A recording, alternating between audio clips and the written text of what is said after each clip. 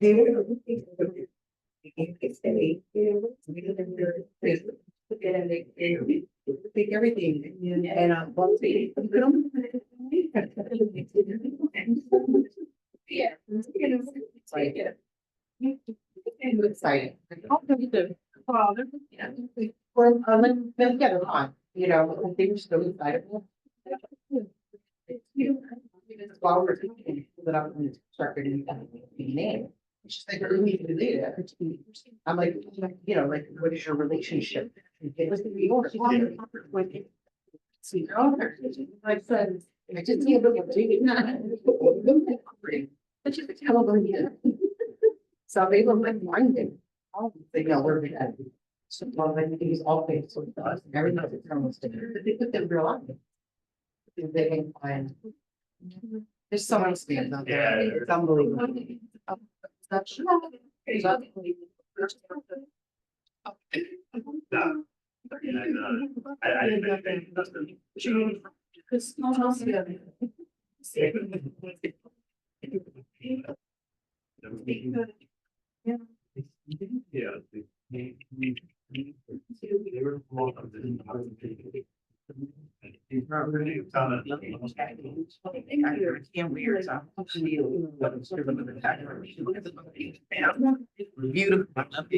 I need a lighter jacket.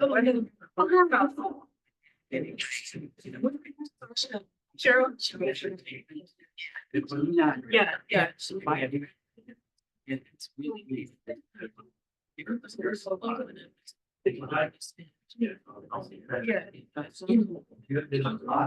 Right.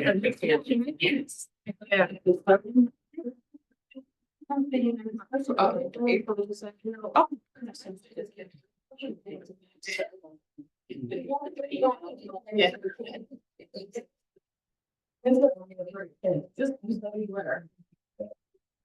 It's less. May not be. That's easy. Yeah. You know, just like. She checked it out.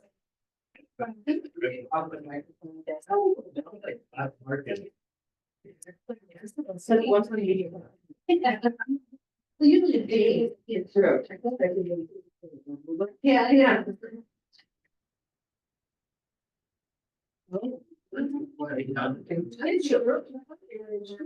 So I don't do anything at all. You gotta know. I know. Take me like maybe to.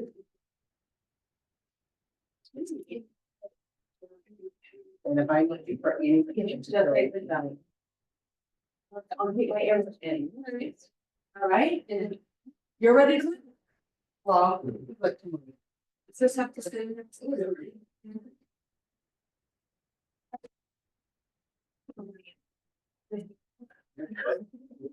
No. No.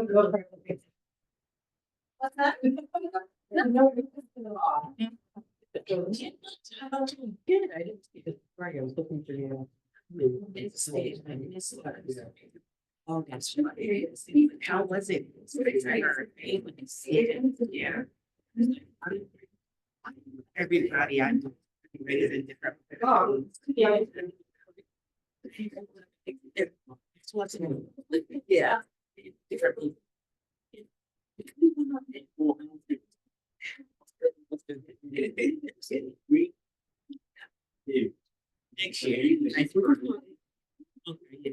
You don't.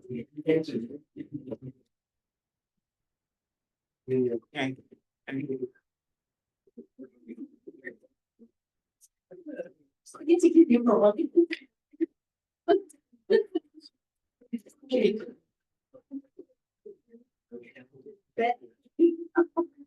It's a good.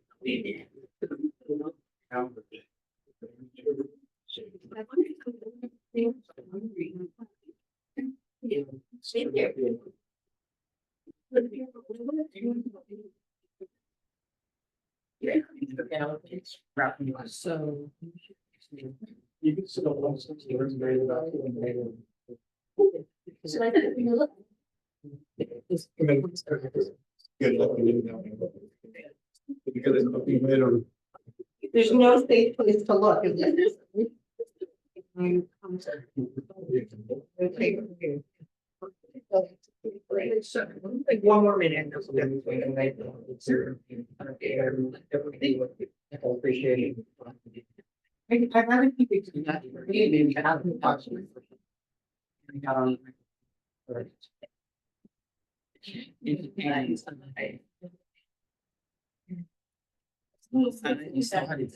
we'll see. You guys want to get started? Keeping them. It's gonna be on the 23rd Sunday. Don't forget. All right, so I had like pages and pages of notes and somehow I lost them all last night. I don't know what I did. So I started over. Hopefully I have enough. And luckily I had Kristen's bullet points, so we'll start there. Feel free at any point, like interrupt, ask a question. If you don't need to go in order, that's fine. Like if something sparks a question, just raise your hand. Robin's got the microphone for the people in Zoom land here, and we'll get started. Okay. So one of the first bullet points, which was really interesting, was why is working with rental clients important? I'd love to say they're not, and don't do it, and just give them to me, because I don't want to lose the business. No, but they are important. Okay, so obviously they turn into buyers, right? That's not going to happen every time. Not every renter can be a buyer. There are different reasons why people rent. They're moving for work. They've just sold their house. They just had a child and they need something bigger, whatever. There's always different reasons. There's just starting out. I would say I do somewhere in the range of 60 to 70 rentals a year, and maybe 2 to 3 turn into a buy, which is still nothing. It's still 2 or 3 buyers. On the flip side, the seller, landlord, I find is where it's more important to keep in touch with than the tenant itself. That landlord's usually an investor. It's an investment property. They're not going to hold on to it forever. If they are and they're loving the landlord game, they might be looking to purchase more of them. And that's where you'll get sale business. Or they'll have a change of life also. Maybe their kid's going to college and they need to liquidate some money. Or they're going to buy some, a lot of people do this, it's a good suggestion for your investors. They buy, not your investors, your investors. They, instead of paying for the dormitories, they buy a house near where their kid goes to college. The kid lives in it for free and then they continue to rent it. So I find I get more business there than necessarily on the buyer side. But I do get a lot of referrals too on the buyer side. Like if they like what you're doing, they like your job, even though they may not be in a position to buy, their cousin Jack is, or their neighbor. Or, oh, hey, my neighbor just told me they're thinking of selling their house. I gave you their number. But that's a good reason to dabble into renting. Maybe your Aunt Susie needs a place, right? And she doesn't trust anybody. So you're gonna have to find Aunt Susie a rental. You have a listing. They have a team in there already. And the seller, you need to get them out. A lot of agents don't work with rentals. So you might have to bring them a place so that you can sell them. So to me, those are all good reasons. Getting a rando call at Zillow, maybe not the best reason to work with somebody. Facebook, I've never really seen kind of pan out into anything lucrative. Usually people who are on there for some reason or contacting through Zillow, Trulia, any of those apps, they don't know anybody locally. And if they don't know anyone and they don't have any references, kind of could be a red flag. You know, to like stay away, because usually people know people, right? They can say, hey, do you know anyone who's doing rentals or a realtor? If they're calling into floor time, those don't usually work out. Into, I mean, I don't want to say it's 100% no, but usually those aren't very warm leads on the rental side. You really want it with something a little bit warmer, like someone you know, your listings tenant, things like that, at least to get started. Because when you're taking all these random calls, like anyone who's put up a listing, like Kristen mentioned before, you can get 30 to 50 calls a day of tenants. You have to figure out how to narrow that down, or you're just going to be running around like a chicken without a head. My phone is ringing constantly. like all day, all night. Someone finally showed me how you can like stop it ringing overnight. That changed my life when that happened. I almost even got a second phone number because it'll just ring, ring, ring, ring, ring. So until you get to the point where you can kind of immediately figure out if you want to work with that person or not, I would recommend staying in situations where, like I said before, you're a tenant, you need to find a new place for your listing, or it's your Aunt Susie or like that. Does anybody have any questions about that? Of course I do. Go for it. Well, I mean, I think of the volume of rentals that you've done. You're talking last year, what, over 60? 60, well, technically 69, but they didn't count two of them because of January 3rd. So when you think of the rental dollar amount, the rental is what, $2,000 like on average? On average. 1,500 to 1,000 times 60 plus. Mhm. That is huge. Yeah, That well, is don't huge. tell the IRS. Well, that's money. Not to mention just, having those people in the pipeline. To me, every email is a lead. Yeah, And that's going somewhere. And I have a separate section in command where you just put your rental people in. yeah, And so I get so many. I mean, that I used to do that, and it got overwhelming. And honestly, not every email is a lead. It's really not, because there are people out there that you're not gonna be able to. Unfortunately, so if you have soft skin, if you really, people tug on your heartstrings, rentals might not be for you. Because you're gonna hear a lot of sob stories. Especially even after they move in, they could have looked perfect on paper, and then they lose their job, or someone gets sick. And they're calling you, the landlords are calling you, and you're gonna hear every sob story in the world, and sometimes they're making them up.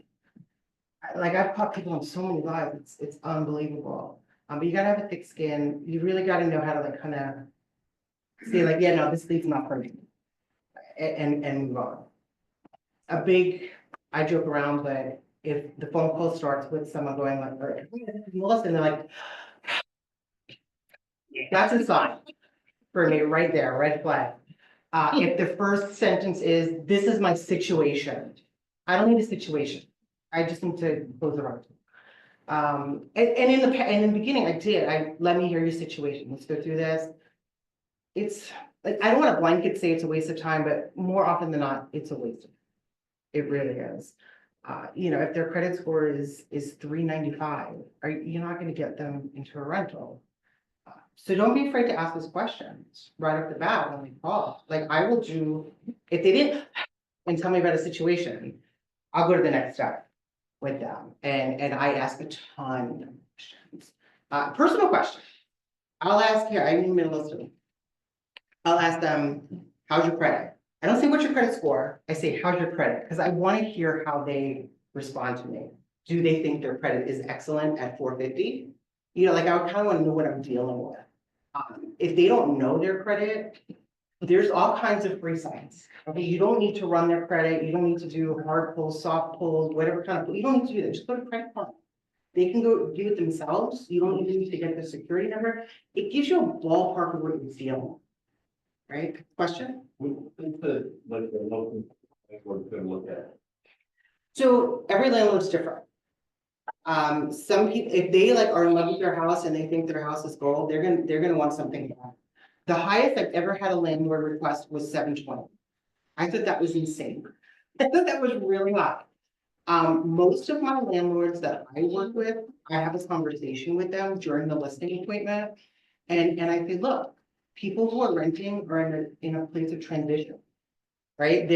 They just got divorced, they just got married, they just retired, they're young and they're starting out. It's not like your average middle-aged person with a family just happens to want a rental out of nowhere. Like, that doesn't happen that often. So all those things that affect life affect credit. So their score most likely is not going to be that high. With that said, I mean, your credit report is your ability to pay bills, right? And what else do we have to go by? We can't say, oh, I just want some blue eyes, right? Like, you have to look at something. So if the credit's lower, I'll ask why.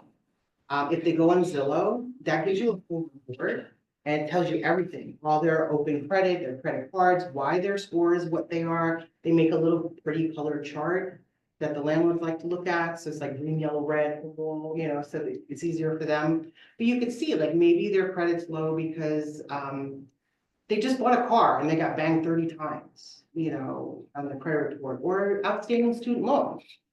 Like, some landlords don't care about that. The lowest credit score I ever got into a house was 390. I didn't even know that was a credit score. I'm being honest, I thought it went down to 4. Yeah, what you get. I got them into a house, because of the reason their credit was low. So we were, it was right after COVID, we're kind of a little bit still in it, and he had a restaurant. And, he had to close, they were in New Jersey, he didn't want to stop paying his staff. So he kept paying his staff and let his truck go. And they repossessed it, and it ruined his credit. And then landlord said, I can't punish him for being a good person.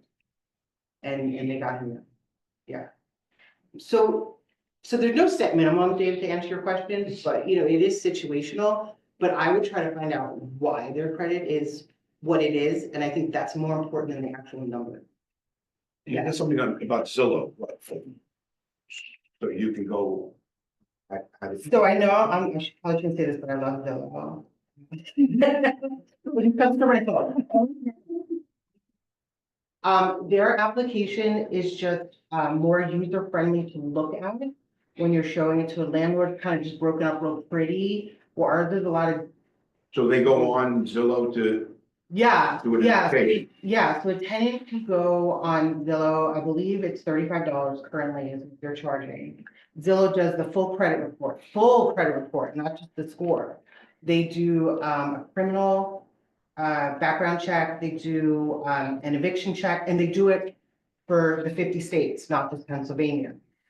And then what I do like about it too is if you've ever worked with a tenant, there's so many applications. You go to one place, it could be up to $85 per person. It's all, you know, they was $75 per person. Per person. What? And sometimes it's 18, and most of the time it's 18 and up, because this kid, he's probably still in high school. Right. He has no credit, they're paying $75 per kid. So there's 2-3 people in the house, it's hundreds of dollars. They probably had 9 other applications, they didn't even tell you, and they're just collecting these fees. That's a huge pet peeve of mine. If they go on Zillow, it's a one-time charge, and they can keep using it for 30 days over and over and over again. So especially if they're tight on money, I think it's a savings, and I do usually recommend it to my tenants. so would you have them first do a credit karma? Just to see, because it's free, to see where their credit is, and if their credit's questionable, then would you? So if they already have an idea of what their credit is, I won't make them do a credit karma. Like if they can be like, oh, I know mine is 620, I just did it. That's fine. But if they're like, I have no idea what my credit is, or even if I have credit, then I'll recommend credit karma. Just because their credit's bad, that doesn't mean you can't get them into a place. I know, let's say they do credit karma, do they have to do it? So let's say they get a good score, they have a good score. Is that? Well, Zillow's gonna do your criminal background check and your eviction. So, yeah, I would, credit card's free, but you're not banging your credit. I would do both. Yeah, absolutely. Because what landlord's not gonna care if somebody was just evicted? Like, that's, to me, that's more important than your credit score. Like, you might have gotten sick a few years ago, you know, or something, or in a car accident. To me, that's not as important as, oh, I'm not paying my current bills. So the tenant will go on Zillow and do their credit and then Yeah. to you or? Yeah, so they just go on and fill it out, and then they just hit apply to your house. And it goes right to you, Oh. yeah, That's interesting. and then they can apply for others also, if you don't want to work with them. So I'm saying as if you're representing the landlord, that's what you would do. If you're representing the tenant, that would be kind of awkward. I have had situations where I just represented the tenant, and when I called to find out how they wanted their application, because there's nothing in the listing, we were just talking about that actually for the class. And they'll say, oh, just send them on to Zillow. You know, so there are times where you would send them to Zillow. We also have tenantreports.com. Anyone use that?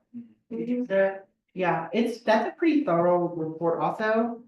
The only thing I don't like about it is that scorecard at the bottom. I don't think it's a real representation of necessarily what the landlord's looking for, and 9 times out of 10 they fail. And then the landlord sees that and they're like, oh, why are they failing? And it kind of opens another line of questioning that you probably don't wanna. Or be on the line. Our fee is cheaper than most companies do with. Yeah, I think it's 37.50 now, something like that. Yeah, and that one also just gives you score. It's not gonna give the full report. So if the score's good, no problem. But if the score's bad and they wanna know why, well, you don't know. What kind of dialogue do you have with a landlord client who wants to rent and, their expectations? So I sometimes find that landlords have an expectation of what our jobs should be, Yeah. when legally a lot of times that's not the case. Especially when it comes to credit scores and requirements for their rental. Yeah. Like what kind of dialogue do you have with your landlords? Questions, lots of questions. Why are you renting? I'll ask them what their expectations are from me, because we don't do property management here. Yet, Yeah. we don't do yet.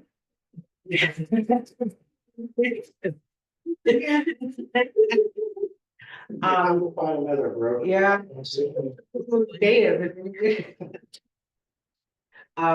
Yeah, so that's tough, not doing property management, because especially if they're from out of town, they want you to do that, and we don't do that. I have absolutely lost landlords, investors, sale, people buy a house and they want to do property management. I have to recommend them to someone else. Now they're working with that realtor on the next house, and I see it go up on the market. So that's tough. So I guess just like kind of find out why they want property management. Sometimes there's ways around it.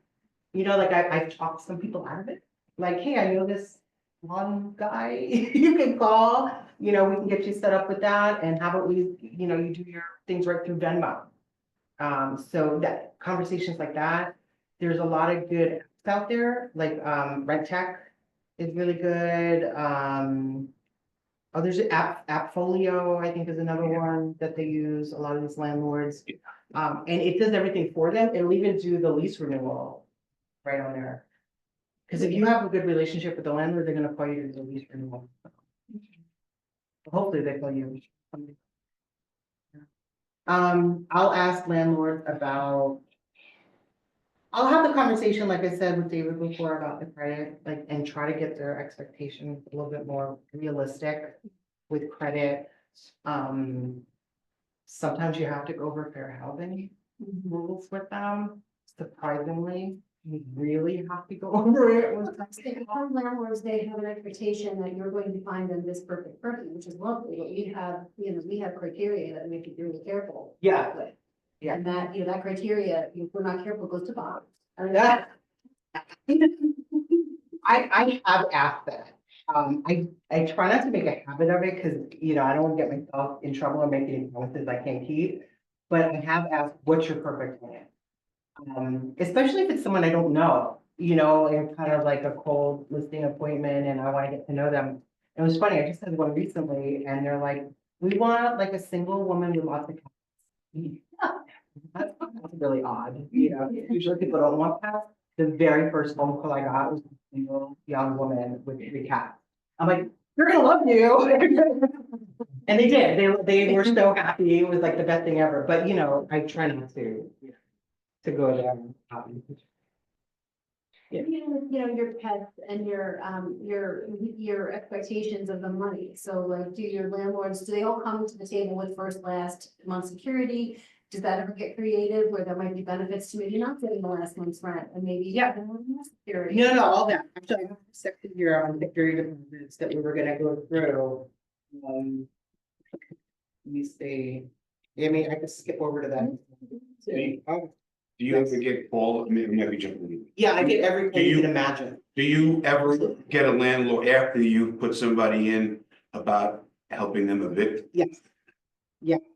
Not that often, because I'm pretty good at what I do. But yeah, no, I do. Actually, I'm going through one right now. I've had landlords ask me to go to court with them. I've only had 3. So, well, this is the 3rd one happening right now. One of them was, they bought a house, the tenant was already there. It wasn't my tenant. So I'm not taking credit. That doesn't really count. So I have been at the eviction process. I went because I wanted to see how it worked. He had an attorney hired, I was just there, I guess, as like as a witness, but I wanted to see the whole process.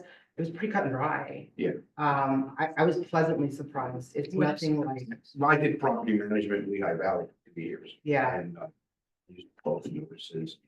And I had to go to the magistrate. Yeah. It's always at the magistrate. yeah, so you do that 10-day notice to quit. Yeah. And then you're not gonna get paid because they're not paying anyone, right?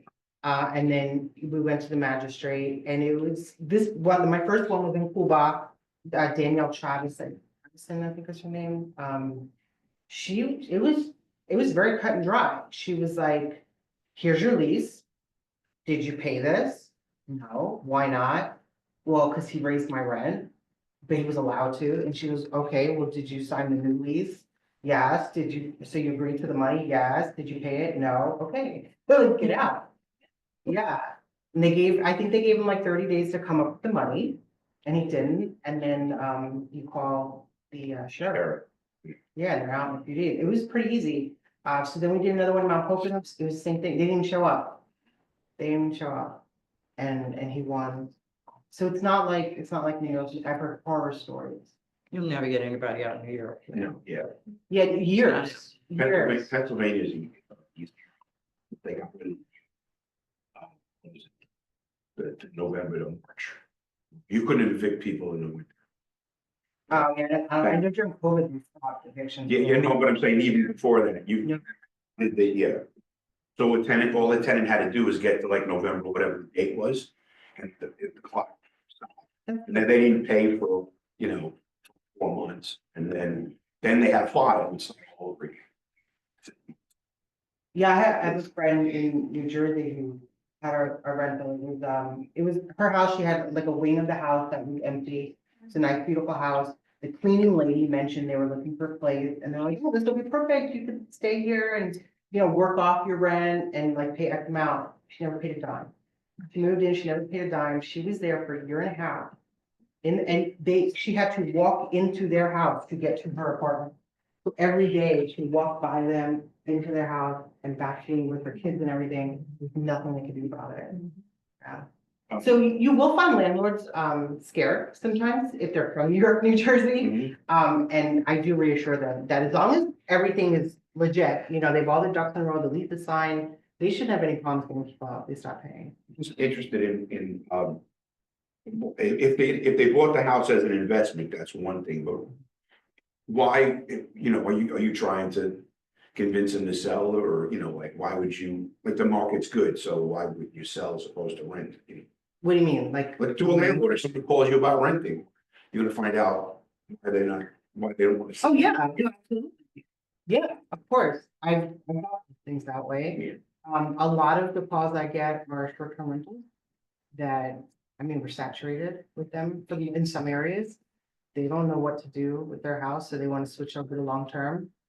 So we'll do that for a year. They hate that and we'll sell it. So, you definitely want to like keep in contact. I've had with the seller side more than the buyer. Like if you could only keep in contact when you want, stay in contact. Because they're more like.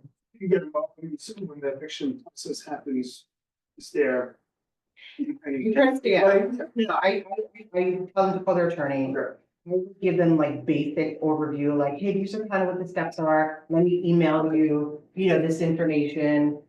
You could do it yourself or call your attorney. Like, I'm not gonna show up. I don't know that one time, but when I'm be, but I'll answer phone calls, but I really try to get involved. Well, you have to, you're sure not an attorney. I'm not an attorney, You could yeah. say something that's totally not true because it's out of your expertise, and then, I don't recommend anything. Yeah, no. Right?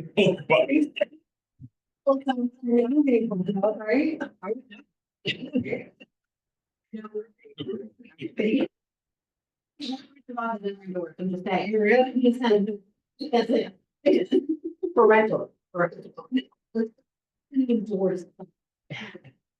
Do you, Can you have to put Bob on the pod?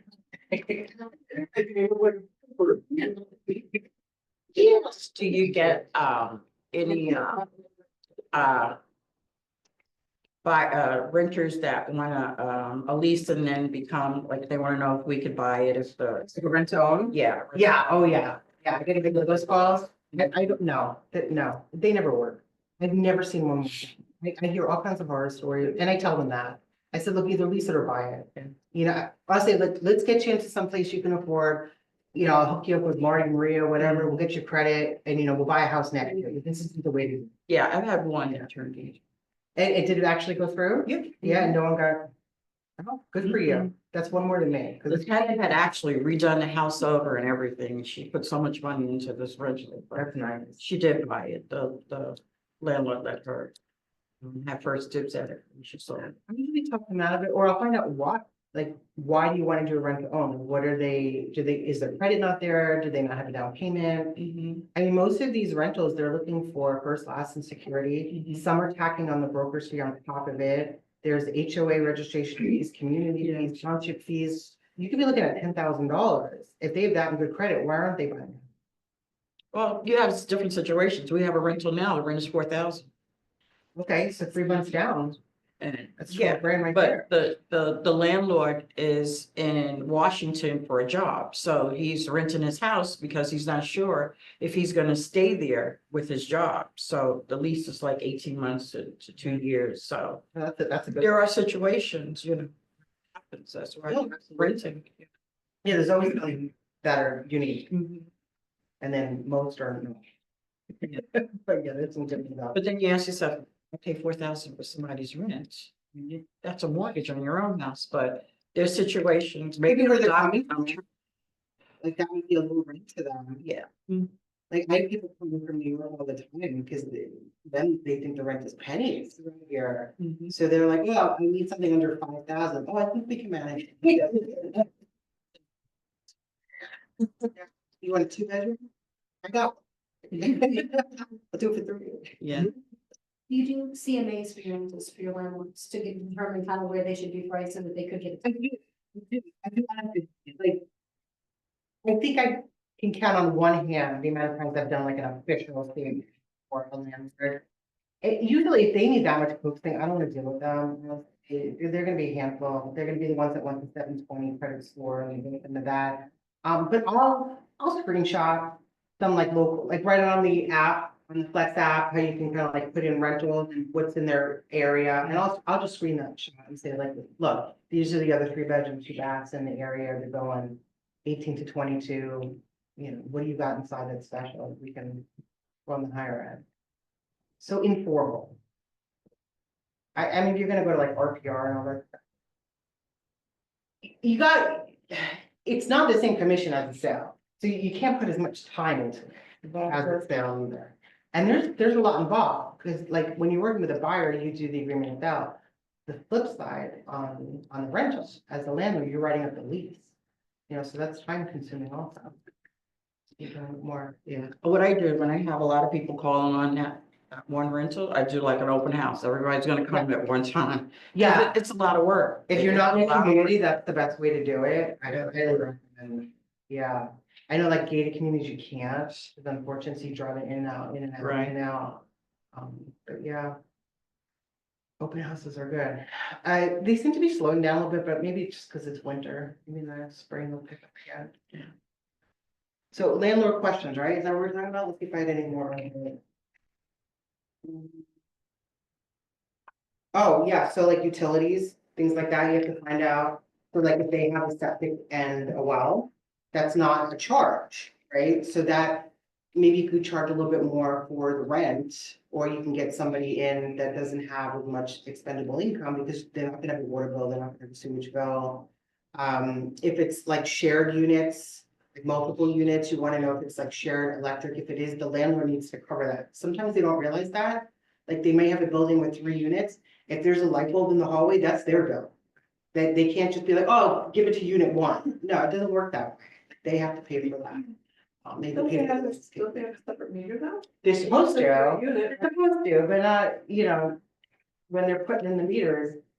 To have a whole separate one just for a light bulb in the middle, I mean, ideally, yes, that's what you wanna look for. The old place I used to rent in Stroudsburg, my brother used to rent like years ago. And the landlord had the driveway lights in the same panel box as his rental. And I forgot how they caught it, but they got the meter checked. He was Yeah, like, why is my, electric bill so high?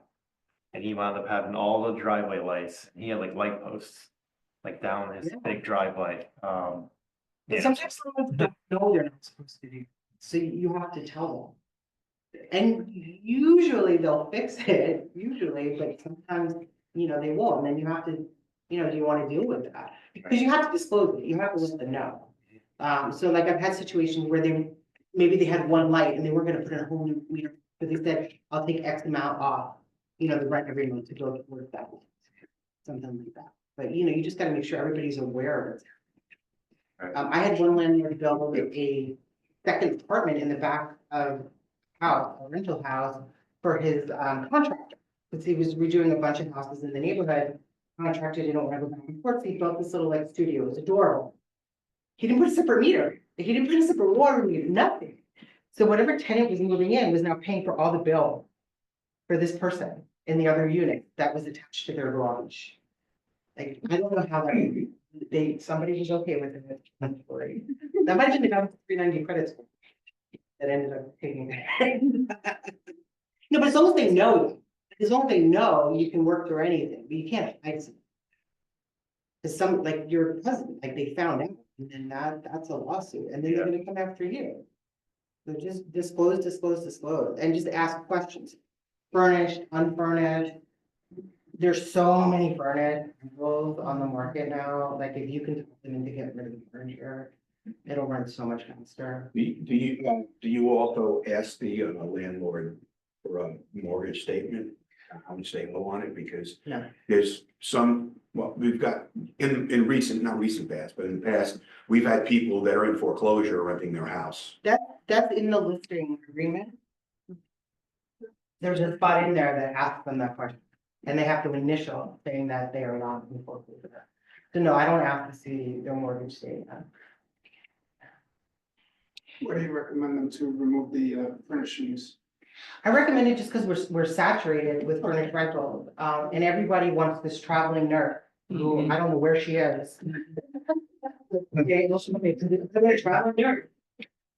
So anyone who's gonna rent that's furnished is in a situation. We started with that, right? We don't want to hear about situations.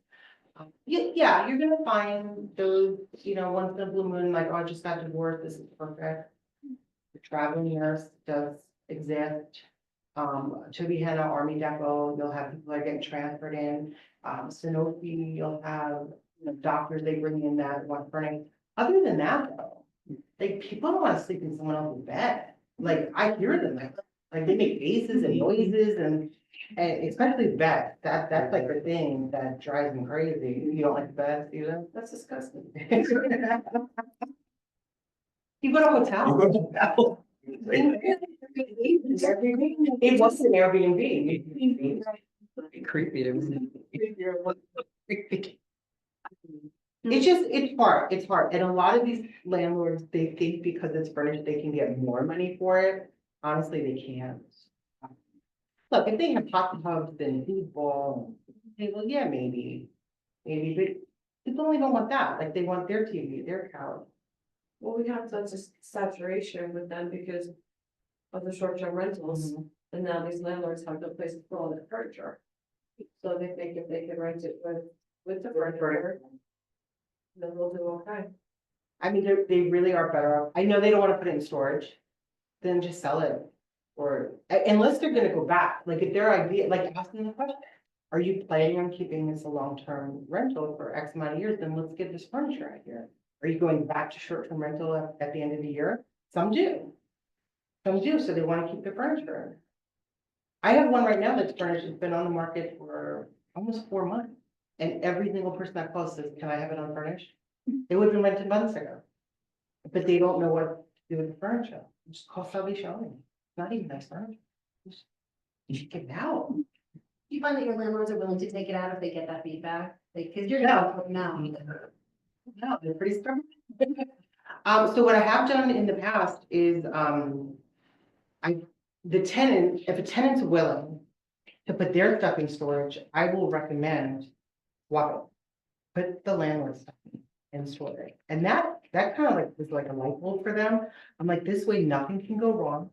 You can't break it, rip it, stain it, your dog's not gonna chew it apart. So at the end of the lease, you don't have to worry about any security, you're gonna pay for it anyway, you can sleep on your own bed. So I've had some tenants do that. And I don't necessarily tell the landlord, because it's their business, what they're doing. I just make the suggestion.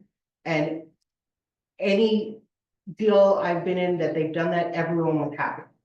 Because the landlord walks in to do their walkthrough and everything looks brand new, because it is. They didn't touch it. It was in storage the whole time. So we have worked around it like that. So questions are the key, so everybody knows what they're getting Questions, yeah, just keep asking, the more questions you can think of. I even wrote here, ask questions with exclamation point right here on my note. You wanna know when it's available? What utilities are included, furnished, unfurnished? Why are you renting is the big question I ask, kind of like, why are you listing, why are you buying, right? You wanna know what the motivation is. Maybe they are doing it just for 1 year. And then they want to go back to short-term rental. Maybe they want to sell it, but they're just not ready. So it's good for you too, to like keep in mind for the future when you want to follow up and maybe get a little bit more, you can say. Do you ask them if they're willing to take vouchers? Yes, that's absolutely one of my questions. Any sort of assistance. ERAP's not really a thing anymore, but that was big for a while. Family Promises, Crossroads, Salvation Army. There's so many out there. You have to explain to them what they are. There are negative connotations that come with a lot of them, so you have to walk through that with the landlord. I know, especially like with the ERAP, that was really popular because there wasn't as many negatives with that, right? Because like some of them you have to have mental health issues to get it, or addiction, right? So right away, it kind of puts the landlord off. But others like the ERAP, that was just COVID. It was just like, hey, we need to move and the prices have gone up and they're gonna give me 6 months of rent. I was like, oh, okay, I'll take it. I'll take the 6 months. So it depends on the program and kind of how you. How about present Section it. 8? Do you get a lot of people with Section 8 vouchers? Yeah, I work with a lot of Section 8. So for a landlord, what's the risk of you taking a Section 8? What's the risk? Yeah. Not much. You're gonna have to claim it on your taxes. Well, no, what Which I'm you should saying be doing is, anyway. yeah, you're right? getting most of your money, your rent money from Section 8. You have Yeah, a you're few getting, people- you're getting at least 70%. Right. Directly from Section 8. The tenant can't pay more than 30%. Mhm. No, I mean, there's not a lot of negatives as a landlord. It's a little confusing. They do have to do an inspection, Mhm. similar to FHA. Mhm. And they have to keep up on the property. All things they should be doing anyway. Absolutely. Yeah, yes. In the PA, one landlord, like Diego, we really liked it because the tenants have a great incentive to keep up with the rent. Yeah. Because they can get kicked out of the program. Yep. Yeah, if they don't pay their portion of the rent, they are kicked out of the program. The other thing is about damaging that property. If they damage that property, they're done. They can't get another voucher. Right. And they do not want, it is so hard to get a voucher to begin with. Yeah. That they're not gonna do anything to lose that voucher. I have seen tenants put it on credit cards, call their cousins to put it on their credit cards, whatever they have to do to get that $200-300, their payment in, they find a way. Always. I've never seen them not pay. The only thing that I found is that, like, when you're asking for first, last, and security, I think they only get 2. They don't They don't get give them. anything from Section 8, they only get first month. Yeah, but I had a girl, I think she went to, like, Section 8 told her there's like, I don't know, let's say, the program for battered women is given, and she got one of her months from them. They will, they will Teach her. recommend that if they can't come up with their own security, there's Yeah. all kinds of programs out there that they will recommend them to. But almost all of them will only give them one. Yeah. So you are gonna have a hard time getting that second month, that's a negative. But that's more of a negative for you, not the landlord. You just gotta work harder on that tenant. Right. They're almost never gonna have a commission. Right, so that's something to consider, They're almost never gonna have. additional money to pay Oh, a commission. Yeah. Mhm. I mean, some of them do. It depends if they work, because I know a girl, she pays 300 of her $1,800. rent, the rest comes from section 8. And, I mean, some of them have like a boyfriend that's not on, you know. On the voucher and he's working off the books or something, like, you'd be surprised, like, there's definitely money there. Yeah. She just mentioned 1,800 in space 3, so it's 70% that they cover? No. Is the limit, because I remember the limit being really low as far as. Yeah, so, okay. So section 8, the thing with section 8, and this is what makes it, okay, so let's go to the positives. Section 8, okay, so it's guaranteed rent, right? At least 70% is going direct deposit right into your tax. Right, because the tenant max contribution is 30%. And when I say max, I mean max. So if you're listing a house for 2,000 and they approve them and they're giving 1,800. No, let's say they approve them for 1,900. Let's say that it's a $2,000 house, and they approve them for 1,900. They might be giving you 17 and the tenant has to come up with 2. That doesn't mean they come up with 17 too, and then you charge another 100 No, you can't. to the tenant. You can't do that. You can't create another lease that supersedes the one that we created. The following year, you can. You could keep raising the rent, you send it to them for approval, 9 times out of 10, they accept it. That first year, you have to stay with the maximum rent that's given to that person. Have I seen some shady things? Yes, obviously I do. I've seen things. I'm not saying I do it, but I've seen it. Like I've heard of tenants and landlords making things on their own, like for shed rentals or, you know, something like that, and they figure out a way to get the money. So it does happen, but it's not legal. There's no way to enforce it. So like if they go to court and they're like, oh, she didn't pay that $50 shed rental, there's nothing you can do about it. So they're taking a chance. They have to be willing to accept that $1,900, at least for the first year. It's that high, I mean, because I. Whatever the number, I was just making up a number. Okay.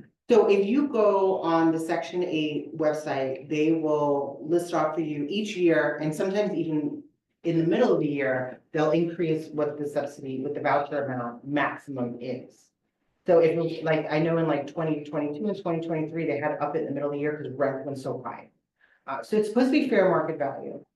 So I don't remember the numbers off the top of my head, but I think right now, 2 bedrooms are about, I want to say 1750, 1,800 there. 3 bedrooms more, 4 bedrooms more than that. I think it's up to 6 on the list. That number can be very deceiving. So that number, let's say 2,500, just pull a number, okay? So when you say, oh, the maximum voucher is 2,500, that is the ideal situation with someone who makes the maximum amount of money, a family that makes the maximum amount of money that they will allow, and all the utilities are included. That's that 2,500 number. And that's what you're allowed to charge for rent. That's not what they're giving you. So that person, you might be allowed to charge 2,500, and section 8 will pay 2,000, and that person will pay 5. And that's how you'll get paid the full 25. But if you are, now they have to pay a PA American water bill over in Tobyhanna, $50 is coming off of that. They have to pay the electric bill, another $100 is coming off of that. So it's very rare that you're gonna get that 25. Very rare. So when you're picking up that Zillow call and it's someone from New York and they're like, oh, I have a $2,700 voucher for a 3-bedroom. No, they don't. They're taking their number from New York and they're applying it to Monroe County. They have to go through a whole porting process. There's a lot with section 8. Like rentals is like a totally different job than sales, and then section 8 is like a third job. There's a lot you need to know. Josie, she's the manager over at the housing authority. She is a fountain of information. I would recommend calling her before you do anything, before you take anyone out on the street, find out what their voucher is. Because let's say I have a 3-bedroom, they could be approved for as low as $1,200, depending on their income. Because the rent can't be higher than 30% of what their contribution is. Each person's different. Yes. Does that make very big? Yes. Yeah, every county is different. So even if you're moving from Pike to Monroe, it's still the porting process. As of right now, Monroe County is not issuing any new vouchers. You can only port because there's so many people porting. They're not giving anybody anything new. So any section 8 you're working with, they're usually coming from somewhere. somewhere. Like David said, they'll lose the voucher if they don't pay it, so that's a benefit, that's a huge benefit, they will find a way to pay. I've seen some crazy stuff with that, but they pay. Another benefit, you have a long-term tenant, they're like furniture. They're not going anywhere, because it's so hard to find another approved apartment that's gonna deal with all this and go through the inspections, and so few landlords wanna work with them, that once they get into a place, they are staying. So you're not gonna have turnover with this section, so that's another huge positive. I mean, it's not a positive for you, because you can't re-rent the place every year, but it's positive for the landlord. So that's kind of how I saw it to them. You could still do all your background checks, you can still ask all the questions you want. You can still deny them based on credit if you want, I mean, I don't see the point. 30%. But, you know, if they have a criminal record, that's not a protected class, you could still be like, no, thank you. Like, you could do all your due diligence that you would. A lot of landlords think that someone's gonna show up and say, I have Section 8, and you just have to take them. It doesn't work that way. There's still family size limits in different townships and different cities that they have to follow. It's not like just carte blanche because they apply, I have to accept them. Some other benefits, direct deposit, I think I mentioned that. They still have to follow all the rules with the HOA, so if your HOA does not allow pit bulls, then they would pit bull. You know, you can, they can't move in, you're not stuck accepting it. And I know in a lot of areas now, you can't discriminate against where the income, where the money's coming from. Right, so like, we're not a county that does that yet, but I know like that, like in Philly and Pittsburgh, if they're on Social Security or disability or Section 8, that's not a reason to deny them. Like, it's not your business where their money's coming, I mean, it's your business, but you know what I mean? Like, you can't deny them based on that, where the income's coming from. And I think eventually that's gonna be here too. So when you go on the MLS and all those people are like, no Section 8, no, I think eventually that's gonna go away, it's just a matter of time, because it is discriminating. You know. Did you have any other questions about Section 8? Okay, so those were the positives. The negatives, super confusing. The county sets the limits based on the bedroom, and I don't know if they have the same idea of what a bedroom is that we do. It seems to be a little bit different. They don't follow an appraisal guideline for bedrooms, I noticed, and it really depends on who the inspector is. If they're calling something a bedroom, or I've had the same house inspected as a 3-bedroom and a 5-bedroom, and it was walking in the door. So that's pretty interesting. Let's see what else. Each family, this is what makes it really confusing, actually. Every family qualifies for different amounts based on their income. So like the same house with different tenants have different values, and the same family in a different house has a different value. So you can't just put out a number or say my tenant has a voucher for this much, it'll work in this house. No, it might not. They've gotten really smart. Actually, now they fill out this form for them. If you can get one of these forms, it shows them this is your max allowance, and it's all handwritten, you know, so you gotta kind of like get through it. But if all the utilities are included, this is your max amount. If the water and sewage and trash are included, this is your amount. If the electric, and they break it all down, because you really need to know that number before you go take them to look at houses. Because if you're taking them to look at the houses for $2,300, because that's what it says the reimbursement is, that's not what they're paying them. And every single house is gonna have a different number for them. And just because one person gets approved maybe for 2,000 for that house, it doesn't mean the next family is not gonna get 22 or 19, because then it's based on their income. So that's what makes it really, really confusing and really, really time consuming. And you guys got really, really quiet. Am I talking too fast? No. So there's an inspection similar to FHA also. They're gonna check stuff like, does the heat work? Is there bathroom ventilation? Is there, I don't know, smoke detectors? It's the second floor, Yes, something to go up. Yeah, they don't focus much on the peel paint. rarely on the banisters, like I've seen them approve stuff that I was kind of surprised they approved, actually. It seems like heat is like their number one thing, ventilation. Like cracks in the window. Smoke detector. They don't like CO2. They got twice in bullet.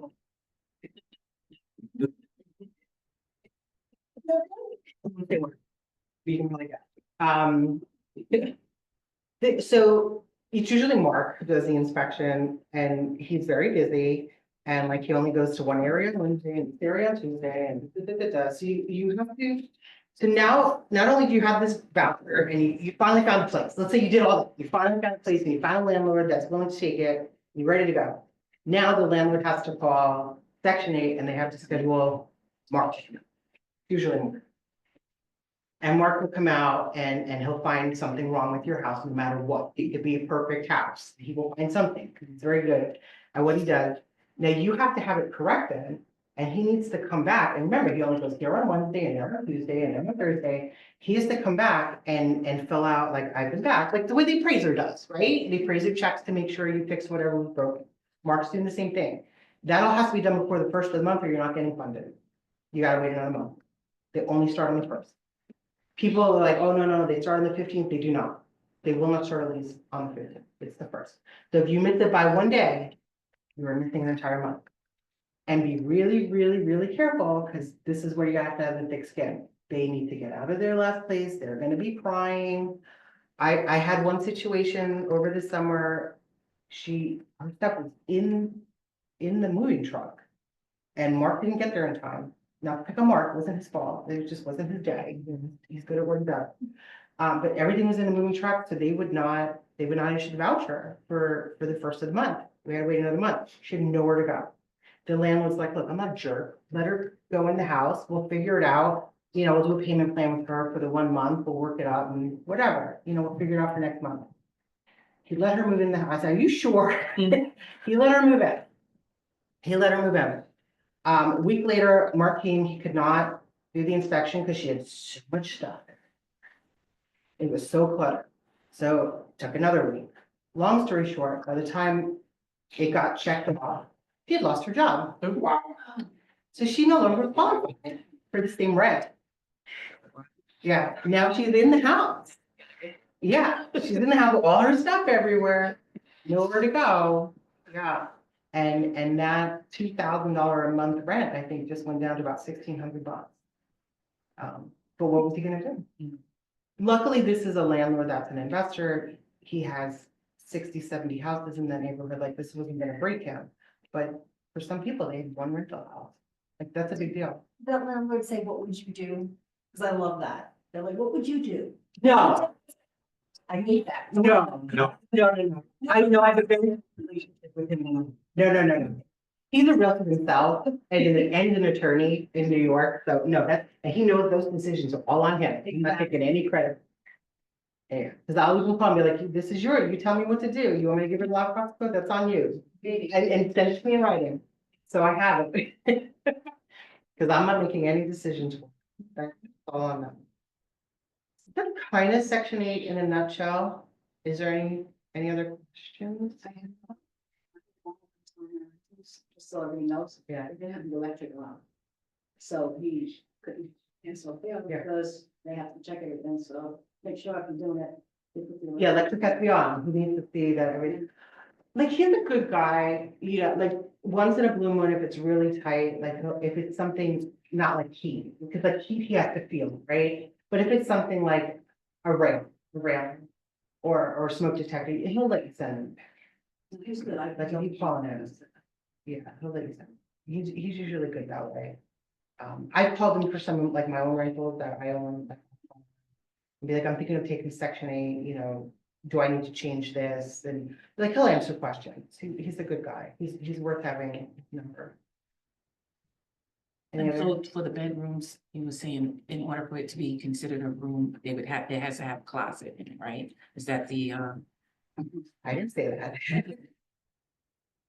Sometimes Mark says that. No, but unless they changed it, I don't think that that's the definition for the ANSI measurement. You don't have to have a closet to be a bedroom, correct? Just have some bird. I think it's 2 egresses, 42 inches high, 2 by 3 on the window. Like a basement. Yeah, 2 foot by 3 foot. You have to have 70 square feet, it's gotta be at least 7-foot ceilings. I mean, I don't remember seeing closet written anywhere, but every so often they're like, oh, where's the closet? And they won't count it. I think the closet, somebody told me the closet was from like World War II, that they used to tax them based on closets, so people would put closets out of room, so they didn't call bedrooms a bedroom unless they had a closet. It had to do with taxes. I used to be Section 8 in New York, and they, if it didn't have a closet, they wasn't considering it a bedroom. Yeah, that's like, they need that. I don't know. Yeah, look, you know, you But had to go with it.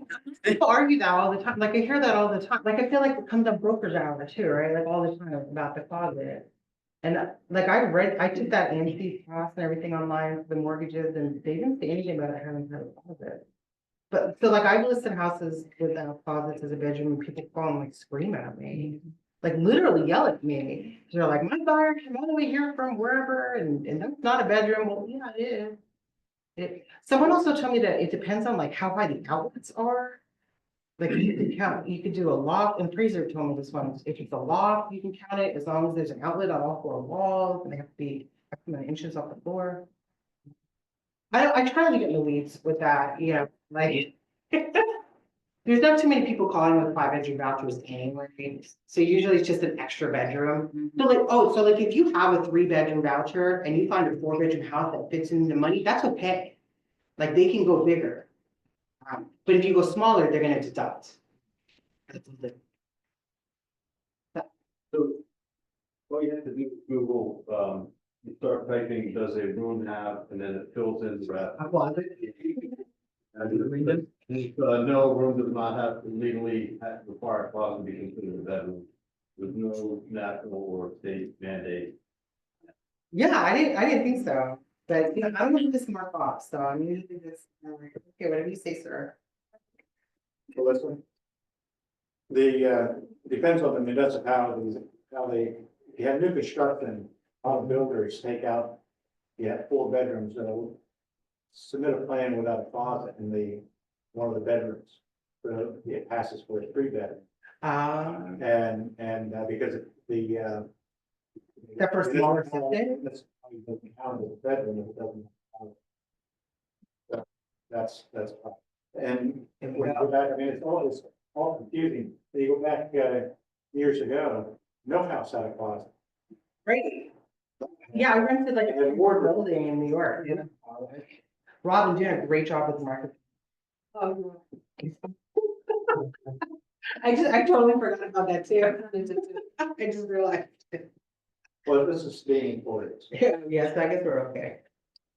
So we kind of did section 8, I'll cross this off my makeshift list here. Well, we went through tenants. Wait, no, we actually didn't go through tenants. So we talked about landlords, but tenants, more questions, more. We started there and we went over. We start with Craig, right? Don't be afraid to get personal. I don't mean like in like a weird, you know, but like ask, what is the total household income? Because if you're not at least 2.5, 3 times the income, you're not gonna be able to afford the place.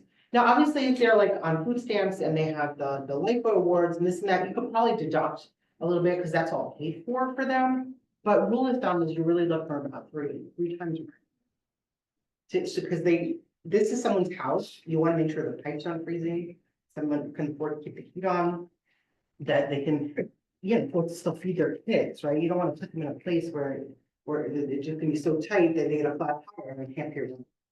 So you want to look at like 3 times. So just, what's your current monthly income for the whole house? How long have you been at your job? Did you just start last week? You're telling me making 70,000, but maybe 2 weeks ago you were making 25. Like you want to see some consistency there. Why are you moving? Are you transferring jobs? If they're moving here from Oklahoma, is their job coming with them? Maybe they made $200,000 in Oklahoma and here they're going to start a sewing circle, right? Like just because they're giving you these great hate done doesn't mean the job's transferring here. So you wanna find out if it's work from home, if they're being transferred, if they're just starting fresh, have they applied anywhere? I'm fine with taking like promise notes, like acceptance letters from jobs if they're moving over here. Kalahari will write them up. Great Wolf will say, we're hiring this person starting this date. This is what their salary is. I'm fine with that. It's a guaranteed job. That's as good as a paycheck. But if they're just gonna come and look for a job once, oh, I wanna get settled in a place first and then look. No, come on, like, they have to have income. The volume of calls that you get for tenants on a Mhm. rental, are you going through this dialogue with everyone, or is there anything that you just kind of said, like, me personally, like when I have landlord clients, I will send them an email saying, this is the requirements of the landlord, providing that all these things, are acceptable to you. When would you like to come? And, then, and kind of let them know, and I see those people backing off. Yeah. They back up just with the preference. Just from the money, Yep. and, yeah, it's needed, yeah. I have like, days, boom, boom, boom, the same like 4 questions.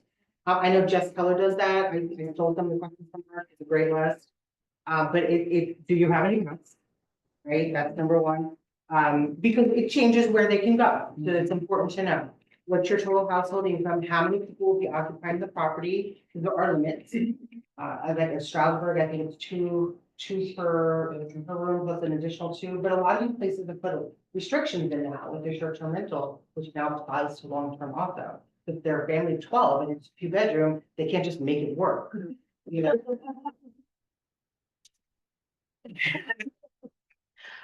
So yeah, how many people, what's your household income? I don't necessarily ask the credit right off. That'll usually wait for a phone call, like I'll kind of feel it out. If I got past the initial questionnaire, they didn't breathe into the phone, they don't have a situation, then we'll start, like, what are you looking for? And how's your credit, and we'll go from there. But I'm not gonna pick up the phone, I'm not gonna answer the phone, I can't. Yeah. I just can't. You get inundated, that's why I was wondering, like, what your I problem. go through my voicemails. If they're giving me their whole life story on the voicemail, I'm not returning them. I'll be honest. Like, oh, we're coming and my husband stubbed his toe and the dog did this and my kid peed on the floor. No. I get the craziest voicemail. If they call me and I can't hear them because there's 10 kids screaming in the background, I'll be like, can you call me back at a quieter time? And they don't. Fine, that's fine. I'm okay with that. I don't like to go by the wayside, just based. Oh, yeah. There's some information that you- So I'll get 30 to 50, if I would, up the thing, because I can have up to 9 or 10. Okay, so I can get over 50 inquiries a day. If I take. I think from a whole, you know what, I'm gonna just back her down, from an entire rental, as far as leads, if I take 2, 3 tenants from that, that's a lot. So like, there's always the one that you're gonna write to, they're perfect, and sometimes you have like a second or third that were really good. They were really good, they just weren't the right fit for whatever reason, and then I'll work with them. It is rare, though, that I'll be like, look, you were so good, like, I'm gonna go find you another place. Like if I do that, you're amazing. Like, I know I can get you in somewhere without any problem. If it's gonna be an issue, I don't waste my time. Because it's just so hard to get tenants with any spec on their record into some of these other rentals. And they don't want to split commission. So now it's gonna cost my tenants even more money to do that. Sometimes their process is so drawn out, like there's one company with initials. They I don't think I've ever put any money into one of their, like, Me either. they didn't list most of them, anyway, they're just like on Zillow or Trulia, but we can't even get into them. And then they want this like full application before they even give you the lockbox code. A lot of times they'll have 10 other applications already and don't even tell you, they're just collecting. And I don't know if this is the situation all the time, but I ran into a situation where they weren't even doing a real background check. They collected my client's money and Googled him. To me, don't charge him to just Google him. And they found things that were not true. So they called me whispering, so no one can hear them. I'm like, that's on the phone. We found this thing online about him. What? What did you find? He's in prison. No, no, I was just a friend with him. No, I'm crazy. He's on work release. Yeah. He's in prison. Comes out. They must give him a long break. I was, but now I'm like concerned, I'm like, oh wait, maybe someone stole his identity. You know, like maybe there's another layer to this, right? So I did start doing some research. It turned out that this man was in his late 40s. It turned out that when he was in his early 20s, he had a DUI. So he was in the system in Florida. And somebody hacked it or just took information from this site and created another website called like sendmecommissarymmoney.com. Oh. And they would put pictures of handsome or beautiful women or handsome men that were in prison and, you know, send me a few bucks so I can get extra soups or whatever, you know, this week, and they would use these pictures. So he showed up on his website because he had a mugshot or whatever from 20+ years ago. So, I mean, it took a little bit, I made some phone calls down to correctional facilities in Florida, because at this point I was really curious, you know, like what was going on. So I dug a little deeper than I would have. And yeah, okay, the guy had a DUI, so they still denied him, saying that he wasn't honest on his application, that he had a criminal record. I'm like, it was 24 years ago. Like, I don't even know if I would think to put that. But that's, so I think they're looking for reasons not to. In my opinion. Yeah. So that's why I don't take tenants that often, because this was a pretty good guy. He was making 6 figures. It was just him. He was looking for a place immediately. I mean, he's a pretty ideal tenant. His credit was good. There were no pets. You know, he had letters from the job saying that, look, you know, his benefits, he had everything. And they're like, oh, you are. That's ridiculous. I know. So going on to co-broks then, do you find that most of your landlords you find, or Keller agent finds, or do you have a lot of co-broks on? No, I do a lot of dual agency with rental. And not that I'm not happy for you to bring a tenant. I'm sure there's a few people here who I've worked with who have brought tenants, or they've called me with questions and I'm like, tell me about your client. I have a perfect place for them. I'm not against co-broking. But I feel like I do this enough that I kind of have a gut feeling about, you know, like a lot of these people, and I joke around, I think I call it my sniff test. Like I want to get near them and like literally smell them. Because you could tell a lot. You know, I like to do the showing and take a peek in the car. Is it a mess? You know, is there stuff everywhere? Because that's how they're gonna live in this house.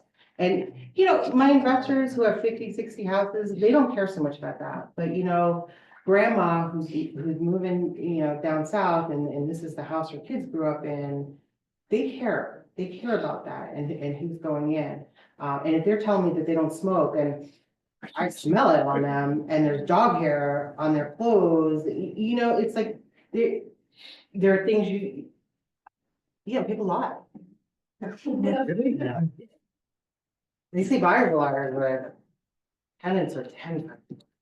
They really are. They'll say anything to get into place in time. That's all bad. There's some lovely people. My best friend is someone I met doing a rental. We're going on a cruise on Saturday together. You know, so there are good people out there too. Like it's definitely worth doing, but you gotta weed out that bad. There's a lot more bad. You know, with a sale, you have that pre-approval process. You don't have that with a rental. Like you're the pre-approval. Like you need to really ask about questions. To come and ask about like some of these hobbies and stuff, just to kind of poke to see whether they're gonna be doing a big paint. What do you mean, like do you have a meth lab?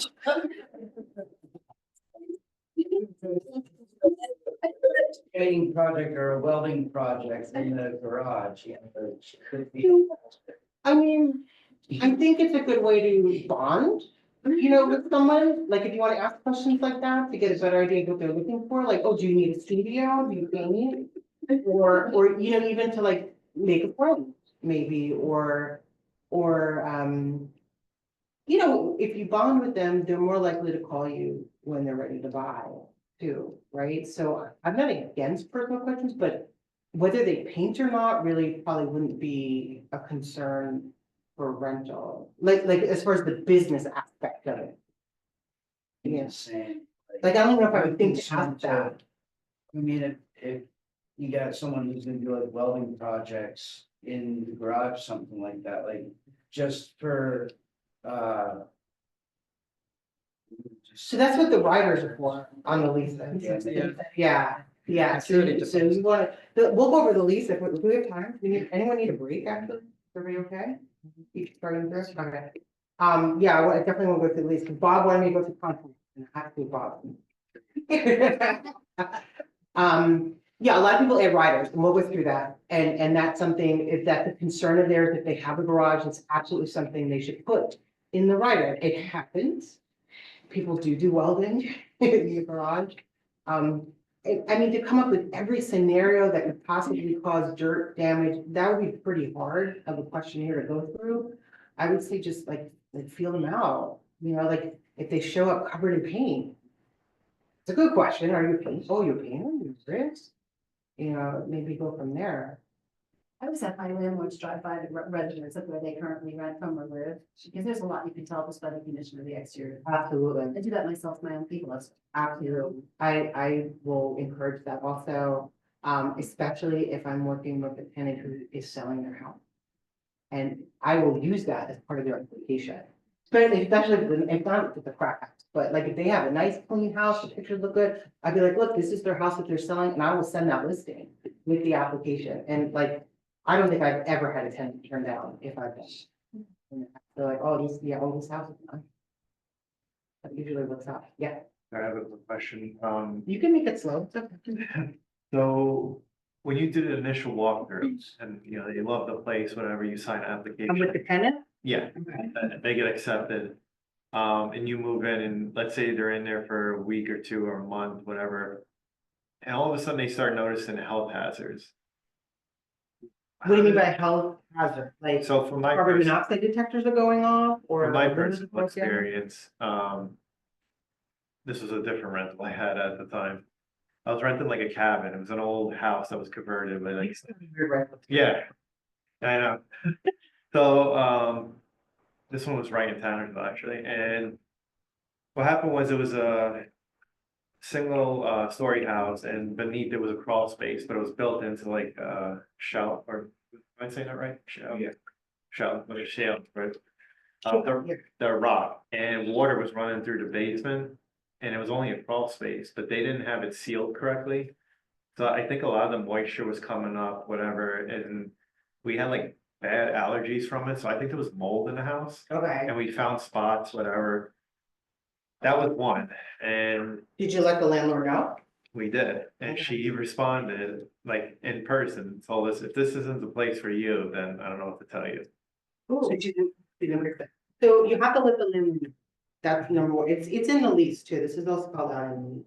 If they don't know, they can't fix it, and they can't be held responsible for something they don't know. And then you have to give them reasonable time to correct it. I think Hank talked about this today too, on the call, you know, what is reasonable time? It depends. If it's a broken window, you know, that's probably different than mitigating, you know, water in the basement. That's a Yeah. much bigger job. But if you go through all that, there are remedies. There are, like, you could call a contractor yourself, withholding rent, breaking the lease. Those are remedies, but you have to make sure that that's all documented, because you have to prove that Right. when you go to court. And if they take you to court, not that this is right, but this happens, especially with that initial company. Once you have a landlord tenant dispute on your record, sometimes that's it. They don't click the button to see that you won the dispute. They just see a dispute on your record. And a lot of these like rents free and things like that, it'll just say landlord tenant dispute too. So you could have even sued them and it'll show up. And for a landlord, that could be a red flag, because they're like, oh, they're sue happy, or they're just looking to get me. So unfortunately, the tenants kind of get screwed a little bit, you know, in those situations. It's not right, but it does happen. So there's no, for like, I'm from New York, So if I'm a tenant. Me too. And you're talking about what he's talking about, you pick up the phone and call 311 and you make a complaint. And then they come out to your place and then they look to see if it's legitimate. So there's no number Yeah, that to say the there's tenants something. could call to make a complaint against their landlord? There might be, I'm not aware if there is. I'm sure if you go, like Hank sent out all these, links today, there's probably a number somewhere on there that they can call. I would call an attorney. You know, there's some of those, like, those really cheap ones too, like you like pay for the year, what are they like? So I can't think of the name of them, but you know what I'm talking about, right? Like the services, you pay like $200 for the year and you get like unlimited legal services, but Like even in the same Prepaid. place. yeah, like prepaid law, yeah, like usually you can give them a call, like if you have one of those services and they'll just document it for you. That's worthwhile. Even in the same place, like the dishwasher was old. It was functional, but it was old. And then the Well, it oven, doesn't have to be new. okay, the oven though had like a separate unit on top that you could put like a turkey in. Like it was like one of the old 1980s. Yeah. So anyways, after like cooking with it, steam would come up, you know, and hit that second unit. And it would be brown liquid that would drop from just buildup of grease, like dirt You and gotta clean. crevices. Easy one. That's not. You might- Yeah, but it was a point where like the oven was breaking apart inside and we called her and she came over and we complained. It's coming out and falling into your Just food. hit it. That's the color. Yeah, Right? So like I owned a restaurant for years, so they would come and they'd check our microwave, and if we even had a flake in there, boom, that microwave was out of commission. Where do you think it went? My house, because I wasn't throwing away a commercial microwave because there's a little piddle in it. But yeah, so it has to be healthy, but you have to like be responsible for yourself too, to some degree. Like they're not gonna come change your light bulbs in your toilet. yeah, I know. I mean, like. To me, an expectation of clean, it was not like, I don't know, it was just. So that's something you, when you did your walkthrough. We did, but You then could we do didn't. a walkthrough, like you could say, Yeah. like, it's right on the lease too, it says, I take the property as is except for, and there's blank lines there. And you could put the oven, whatever it is that you're not comfortable with, you put that right on there. Whether or not they're gonna correct it, you Yeah. know, there's another section of the lease, and we'll definitely get to it, where you check off all the appliances that are included, and then you have to state. Is the tenant responsible for this if it breaks down, or is the landlord? Some people put things like, the tenant's responsible for the first $500. You know, anything over that, will correct. But if it's a landlord's fault, you can get out of your lease or there's revenue. If something happens that's your fault, let's say you burn down the house, you have his meth lab, his clients. They're not responsible for the length of the lease. You're not getting, you can't just burn down the house and be like, oh, I'm out of my lease now. You have to keep paying. That's what the security should. That's it. When you're placing a tenant, you gotta go through this lease and make sure they're understanding. You know, even in debt, they still owe some money. I had an apartment building years ago, even before I was a realtor, and I had a tenant, he was a nice guy, his mom rented somewhere else and she passed away. They were making the estate pay for the whole year of the lease. I don't know if that was legal, but they were holding him to it, and he called us, like, what am I supposed to do? I have to pay my mother rent and your rent, and we let him out of the lease. I'm just like jerk. Right? And he ended up eating to the mom's apartment. This is a legal document. It's not just, oh, I just signed this to get in that house and I'll do whatever I want. You have to follow the lease, or there are repercussions. Anything else on that? I'm not even sure what the topic was, but. Walkthroughs? Yeah, we can get to that too. All right, what do you want to talk about next? Chris says. How about pets? Let's see, all right, so we talked about why, there's the 3 bullets, why working with rental plans are important. I think we covered it, right? How to leverage the rental market for current and future business. So what are you doing? You got someone in the house? You got your paycheck, then what? Stay in contact Are you seeing contact? through like maybe, yeah, the, Smart plan, that's great, do drip, I love a holiday card. My favorite thing to do, and they seem to eat that up, they hang their holiday cards. I get every January, I get a ton of calls from all my. Oh, thank you so much for the part, and I can tell you, starting in about March is when they all start calling me and look at how it does. So that holiday card really makes a big difference, what else do you do?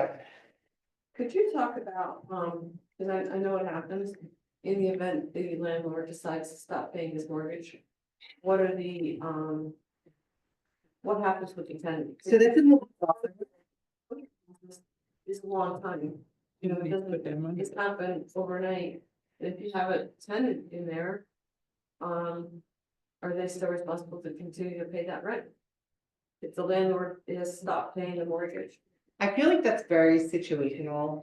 I would call the PAR the law hotline if I ever had that situation come up.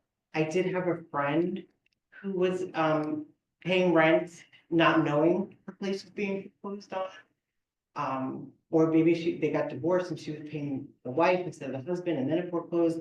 But yeah, you're gonna get kicked out.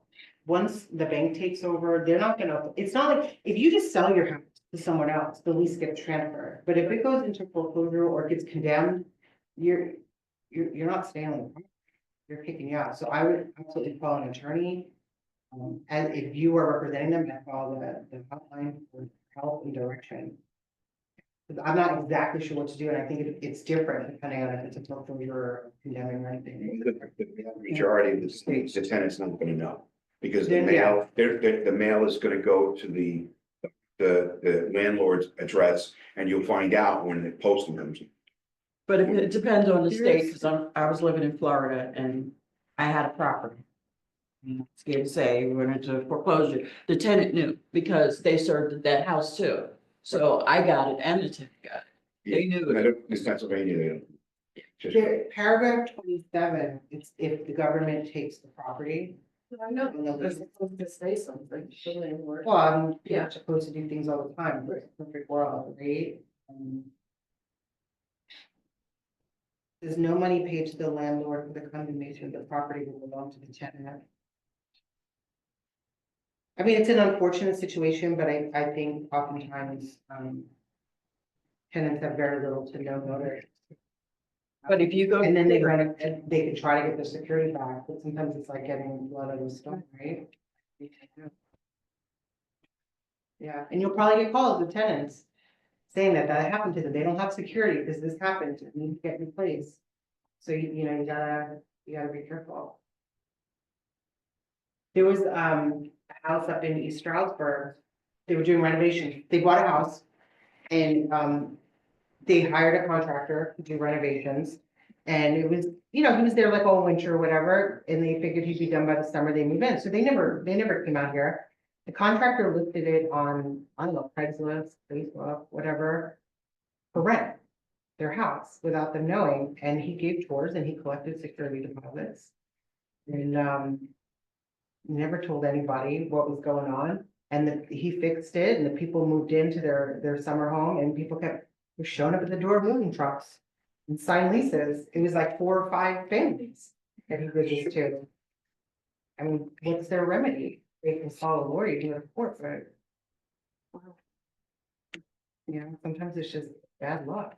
All the people who go to rent, like I've had others that have been listed where people come to me with, you know, rental payments, and I'm like, this, you know, it's a scam somewhere. Craigslist and Zillows and all these things where they're scammed, it's like, well, it's not for rent. I called for one. I called for one years ago. A friend of mine, he was looking for an apartment and it was right in Buck Hill. Probably should have been red flag right there. It was a really cheap apartment in Buck Hill, and he calls the guy, we found it on Craigslist. And he calls the guy and he's like, oh yeah, the door's open, go ahead, go take a look. We did. We got in the car. I had my kid with me because it was fine. And we went and took a look, and we called him, like, the door's locked. He's like, oh, I'm so sorry. I'm locked. The window's open. Just reach through, unlock the door. What an idiot I am. We're doing that. We're walking through the house, you know, and we're seeing like for sale flyers, like must have had an open house or something at some point. But they found the listing And they stole it, they mimicked it and they put it on, I wasn't a realtor yet, don't worry. You know, and they mimicked it and they put it on Craigslist or whatever it was, and we're walking through this house, like, oh, here, and he's all excited, and he's ready to apply, and, oh, I'm at a Christian camp. Whenever they throw something, not that, I'm not saying anything anti-Christian, whenever they say anything religion, they're trying to build trust with you, with these scams, so I would listen, you know, pay attention to that. I'm at this Christian camp retreat, so I can't make it out there. Send me the money and I'll FedEx you the key. We don't even have to sign anything until I get out, blah, blah, blah, blah. And he's ready to like send this money. I'm like, whoa, whoa, whoa, whoa. You know, like this is crazy. But it wasn't a listing. It wasn't his listing. We just broke and entered into somebody's house. And, you know, with my kid being told, we all can probably. Yeah. Really cute house though. Yeah. But I did, I actually reached out to their realtor and I said, hey, I didn't tell me what in the house, but I was like, you know, this person's listing your house for rent. But, and that happens to me all the time as a realtor. I'll put up a listing and I'll start getting calls as if it's for rent. And I'm confused at first because I just think they're stupid, you know, like, why are you calling? And then I realized someone took it and put it on Craigslist. And they're selling it for $10,000 less or renting it for $200 less, whatever it is. And the smarter people will call you and say, you know, hey, why is this listed in 2 places at the same time? But even on your own listing, people are gonna scam other people, and then you're gonna get a phone call. You gotta be really careful. with these scams. There's a lot of, especially Craigslist, that seems to be like the place. Scam people, Facebook Marketplace is another one. WhatsApp. What's that? I told him. Yeah, that's another good, if they say Big red WhatsApp, that's a big red flag. I'm the Prince of Kuwait. These are- Chance to talk to you. Nigerian prince. They'll send you a check for $20,000. Oh, just send me the back, I sent you too much money. It's only $100. Just send me back the rest. Get me cash it and send me the rest. Yeah. And they run a base or something. Yep, I get, yeah, all the time. And I have a lot of rentals in Trevina, so I have to like, is this for me? Like, is it someone being transferred, you know, to the base? So just be super, super duper careful. Scam. Yeah, in a nutshell, just don't do rent. No, I mean, if you feel like it's like, you know, your head, you probably are, being honest, you know, it is, it's taken me a lot of years. I have rentals before I was in the business, like as a landlord, so I think that helped me a little bit, be more comfortable. But call me, like, if you have a question, call me, if it's too much, we can work something out too, like, that's. They can be some of your best referral sources. Yeah. One of the first 2 years in business, I had put a woman in a rental, she maybe moved into a bigger rental. And she bought a house, sold that house, moved to Arizona, did a referral. Her sister lives in Conkletown, sold Conkletown, sold the boyfriend's house in Conkletown. It just as long as you keep in touch with you. You gotta keep in touch. You gotta do those drips, you gotta do those cards, you gotta make a phone call. I put in command, I tag you. I tag when their lease is gonna be up. And then, Marty and I actually were just talking recently how we're gonna like, do mailers, like co-branded together, like 6 months, before the lease is up, like, you know, how's your credit, you know, stuff like that. Are you looking to move? Or even just to renew the lease, you know, if they're moving to Kentucky, call the landlord to see if you can re-rent the place. You know, it's a continuous, it's not like a house where, what's the average? They sell like every 8 years or something, with a rental, every year or two. It turns over. I've rented the same houses and apartments over and over again. And to the same people over and over again. So it's definitely, like Chris said, it's definitely like, I don't want to say It's another. never ending, but it's another piece. And it's, I always joke around, I say it's like candy at the supermarket, you know, you do like your full shopping, those are your sales, right? You got your ham, your turkey and everything in there, and then you grab those M&Ms. Right at the counter, $1,000 value. Well, you love them, don't you? You love a good lease renewal. I do, in fact, I've seen, you and I do the same business. Same dialogue, everything. So I'm not doing something wrong. It is, it's, everything she's saying is absolutely right. We'll develop, thick skin. And you'll learn what stories are about it, and stories are just recorded. I've heard about aliens. No, I'm adopted by aliens, they took my record. Like, I'm not a creative person. I just- A strange phone call. Someone told me he had triplets at the Ronald McDonald House. You know, he had to be, like, your heart breaks, like, if this is a real story, like, you wanna cry during the story, then you find out they're lying, like. You gotta have a thick skin, and I would say don't dabble either, like, if you're just gonna do one rental, just. You know what I mean, like I can work with your tenant, if they're any good, but, it's one of those, you almost have to have like a constant flow, right? So you get your listing, and maybe you get like 3-4 tenants out of that, and you take them out. And then that kind of leads to another listing, but if you're just doing like one here and one there, like if you're just working with one tenant, you're just trying to close. And you can apply to 6-7 different houses before you get them in, like you wanna make sure you're working with a solid tenant. Just solid. And I think if you dabble and you don't know, because like I get a lot of like, new agents, and they're like, oh, Melissa does rentals, send it to her. And I appreciate it, thank you very much, but some of the things they're sending, they're like, what? Like, it's just horrible, absolutely horrible. It's not something anybody would want. All right. Yeah, of course you can. When you have a landlord and you put a tenant in there, what do you do when they want to renew the lease? You know, you renew it, or you tell them, listen, if I'm going to renew this lease for you, you then would have to charge them to renew the lease. So how do you do Isn't it? that great? So there's different ways you can do it. So, if you're working with an investor, chances are they multiple companies, they already have a system in place. They have Red Tech or anything, and they're doing it right online.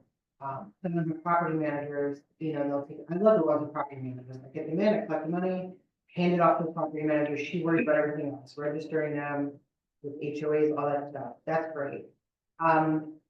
If it's like a mom and pop and they just have one rental and they're calling you, yeah, you could, so it depends how you wrote the lease up to begin with. Some go month to month.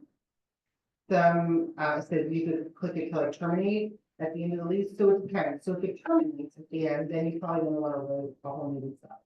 Or if tenants change, sometimes like if it's roommates, one will move out and a new one will move in, then I would recommend doing a whole new lease. Otherwise, if it's the same people and they're just renewing, I just do a change in terms. Yeah, changing terms to the lease agreement, and the new ending date is blocked, whatever the new date is, and all the terms are the same. I just do that. And then, I mean, it's a one pager. You can try to look up all, usually they don't want to pay that. You gotta kind of like spice it up a little bit, like you'll walk through. You want to get another month. Sometimes it's worth it just to do the one page and eating it, because you know they're gonna come to the chair. I would often charge for that. If I have like I have one landlord and she's lovely, but like the biggest pain in the butt ever. And like she always will contact me like Saturday night at 10:30, you know, something like that, and with like text this long. And she had a situation last year where she had 6 people living in the house, and it was like 3 different couples. And 2 of the couples moved out, another couple moved in, whatever, so she wanted full background checks. And I need full background check on all of these people, going back even to like Colombia. I'm like, I can't mix this stuff in the country, their license plates, it was so much, I've never seen it happen, there's so much information, I charged her full. And I was like, this is like redoing the entire showings again in a way, and everything. So in a situation like that, yeah, I'm gonna send it. But if it's just a one pager, I usually just try to keep it friendly, and that's a service on. Any other questions about that? Yeah. Alright, you wanna talk about paperwork? Questions about, deposits, so when you do walk forward, everything's good, and now it's time to get the rents and all that. What's the landlord get, what's KW get? You get paid, and how does the landlord get their money? So let's do that with the lease. Sure. We'll go through that. I have that highlighted. Alright, so I'll just go through this really quick. Did anyone ever seen this one, the consumer notice? This is our contract. Okay. So if you're working with the landlord, you're gonna want to do just a regular straight consumer notice. Same thing with the tenant. But there are situations where you're not representing the tenant, and then you want to make sure you at least give them this. I like this because it's a little quicker and less scary, and it's pretty clear because it says, I'm working for the landlord. And I like that. It's short, it's sweet, it's not, fiery. They get really confused and scared, especially tenants. They don't like to sign things. So this, you just check off that you're a representative for the landlord. Do we need a break or? We had a time Oh. And you were over. No, I was gonna tell you I needed an extra hour. So this is really easy to fill out. You just put your name right on the top where it says licensee. You check like who you are and what are you for this property. Are you a direct employee? Maybe you're the property manager. You wouldn't be if you work here. Are you an agent of the landlord? You put the date, their names. You guys all sign. Done. I've never had a problem with it. Now with the new rule changes with the settlement, this comes up very infrequently, but it does. That's just why I want to show it to you. Like maybe if you're doing an open house, this would come up. I've had recently other realtors want me to show them a rental for themselves, so they don't want to be represented. But I'll get them in because I represent the landlord, so I'll do something like that with it in that scenario. Now, someone told me that the rentals actually are not part of the lawsuit, but I just act as if they are. And just do everything the same way, just to keep things. It's better to err on the side of caution, right? So I was just thinking that. Okay. Then what else? You wanna do the lease? Yeah. That's How the do big you lease one. the rental application? Well, you just had to change it, right? Well, Be different. No, of course we can. I'm sorry, where it starts, right? I'd say we could if I could find my copy. Oh, here. Because I have a question for you on that. Yeah, there's like a lot to really go over in here. So pull out the rental application. So those first two boxes should look very familiar to you, especially if you've ever taken one of Bob's or David's classes, right? It's kind of the same as a sale. It's exactly the same as a sale. The next section is that property information. When I'm doing a listing, I like to pre-fill this out and put it up in the MLS. So I'll put my information on here, because they always leave out like my license number, all this, and I gotta go back and do it anyway for compliance. So I'd rather just have it ready to go. And this way they can't change anything or hit me up with any surprises down here. So I'll put in the address. I'll leave the moving date blank, obviously, because we don't know when someone's gonna be filling an application. But I'm gonna put in the rent, I'm gonna put in security deposits, I'm gonna put in if pets are allowed, I'm gonna put in if it's required to have insurance. I'm not leaving that up to the tenants even to make that decision for my end. So I like to pre-fill out that first page. Does anybody have any questions about that first page? No, rent security, pet fee, which is different than a pet deposit. You can go through that, so. Pet rent. You can't tell. You had a very confused look on your face. Did you want to ask your question? I do. Go ahead. So I love this form, but it's debated on systems when it comes to getting it to people, because they just don't, so most of the landlords that I've worked with want one of these completed for each person that's gonna be living in the property, 18 years of age or older. It says that on. So what I always get comes from either coworkers or even the people that I school, I have to fill this out. The landlord is basing, my landlord, the decisions on who they're selecting based on this paper. So it has to be complete. If They're you not, look they're at not filling it out. people, it makes me insane. Like if you are representing someone and if we're trying to show how great we are and how fabulous and how we want this landlord to choose. You want to put your best foot forward? So that means maybe putting in your income. You're putting in your proof of your income. I've gotten these that just have the initials on the bottom of every page. Yeah, without the unit at all. And so I would tell tenants, please, for the love of God, you know, if you want to be considered, every one of these has to be filled with everything you got. Give me the whole enchilada, including your monthly payments. I always ask them to send pay stubs too. Send me the pay stubs.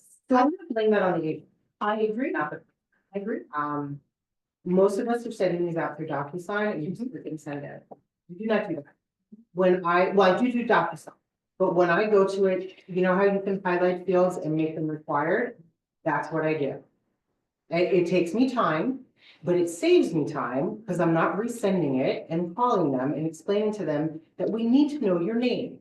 But it needs to be on here. Yeah, so you can probably, set up I think Colleen does a class on how you can like pre-set up your forms too, so like you can like make it all required and just save it and pull it. I would recommend doing that also. I do that with a lot of my stuff. I have it like pre-filled in. But no, I go through and I highlight almost all of this. I highlight the name, like the whole applicant information. No, I don't go crazy. Like if I know that they have other people occupying the property, I know they have kids, I'll highlight the first two. I'm not gonna highlight all four, just to put dots in. You know, like I won't do that. I'll definitely do the last two employers. I will always do, the second previous address. Because when you're calling for references, that first one you're calling, if they want them out, they're gonna give you a good reference from what? Yeah, oh, they're wonderful. Oh, you can have them anytime, please. Yeah, no. Call the ones before, because they're gonna tell you the truth. Yeah, actually, the lady from Section 8 taught me that. She's like, don't call that woman's record. I can't tell you anything, but don't call that. And I've been doing that ever since. It's a lot of times they're making up their current. I hate to say it, they are. I was just telling Dominic before the class, I had one recently, they put in a real address, but all the fake information to who to contact. And I called for the reference, and a lot of times I'll ask the landlord to call too, because I don't want to hear your stuff. I could phone them too. But I called this one in particular, and she was so like, oh, they're the wonderful cat. Oh, you know, they babysit the kid, but she was laying on so fast. She was yeah, yeah. It was really, it wasn't, most landlords would just be like, they paid her. Or, yeah, I didn't have to make them. And they're pretty honest, they don't want to lose their time. This lady was like, you know, oh, they washed my car, we had a fun day, and whatever it was. And while I'm talking to her, I pulled out the tax record to make sure the name matched the owner of the property that they're claiming that they're renting from, and it was a different name. So while we're talking, I was like, oh, and how are you related to Bill? I don't remember his name, Bill. She's like, what do you mean? I'm like, the owner of the house, how are you related to him? Oh, well, he's my cousin. Sure. Related to Bill Long. So, but I thanked her, because I'm not, you can't call them out. There's no sense. You just enter, you know, just, you don't have to call them out. But I did a little bit more research, because sometimes you have to be detective with these things. And it turned out the owner of the house was actually an agent here in this office. And he was currently evicting them. So it was completely fabricated, the reference that they gave. So just super careful, even if it's all filled out, it doesn't mean it's real. I had someone give all 3 case stubs. They were all signed. They were 101, 102, 103, 104. And you know, all signed with the same signature she put on the application. I had one that came in, she had a great job, she had great references, everything was great, and they all had the exact same phone number, hers. And she just answered the phone like a different voice. People just like Another favorite of mine is when they have the income information here, so they'll have the checking and savings or whatever. So the rent is $2,500 and there's $1,000 in there. Yeah. That's a problem. Right. Mathematically, how is this going to start? So I do ask precisely application, I will ask for pay stubs. And so another thing I'll point out is that a lot of times people don't understand the difference between gross and net. And they'll be putting their net on there when they really gross a lot more, and landlords are looking at gross. That they're putting net on here They're gonna be like, oh no, they don't make enough money, but they really probably do make enough money. You wanna make sure you have that conversation. Yeah, because your take home's gonna be a lot different. But I do that, I do pay stubs, I will ask for bank account statement, and I'll say, I don't need to see your account number, you can redact whatever you want. I just wanna see your name, a recent date, and that you have enough money to pay security. That's what I wanna see. I don't want You have a to. dollar a month payment. Right. Well, that's on the Zillow. thing. So. So what do you do when they tell you we're waiting for us a security deposit from our last place and we're gonna use that with $1,000 a day? If you can get it before you move in, sure. It's presumptuous that you're gonna get in. I know, exactly. It really is, because even if they were perfect tenants, there are not perfect landlords. Like, I'm picking on tenants a lot this class, but landlords can be rough also. I had a landlord call me, their tenants moved out, you have to see what they did to this place. Okay, so I come in and the place looked fantastic. Like, it was the cleanest rental move out I've honestly ever seen. I was super impressed and I was nervous because we're actually selling it. So I was like, oh no, what do they do to this place? It looked great. He walks me into the bathroom, opens up the dryer and pulls lint out of the dryer. Oh, my goodness. Out of the lint capture, not just sitting in, he goes, I'm keeping the security. It's, we need to talk about this. But yeah, I mean, that's crazy. You can't keep someone's, because the last load of laundry, they didn't pull the lint out. Yeah. But yeah, that's how some people are, so. Everybody's leaving, are we getting really boring now? Can I ask you about pets?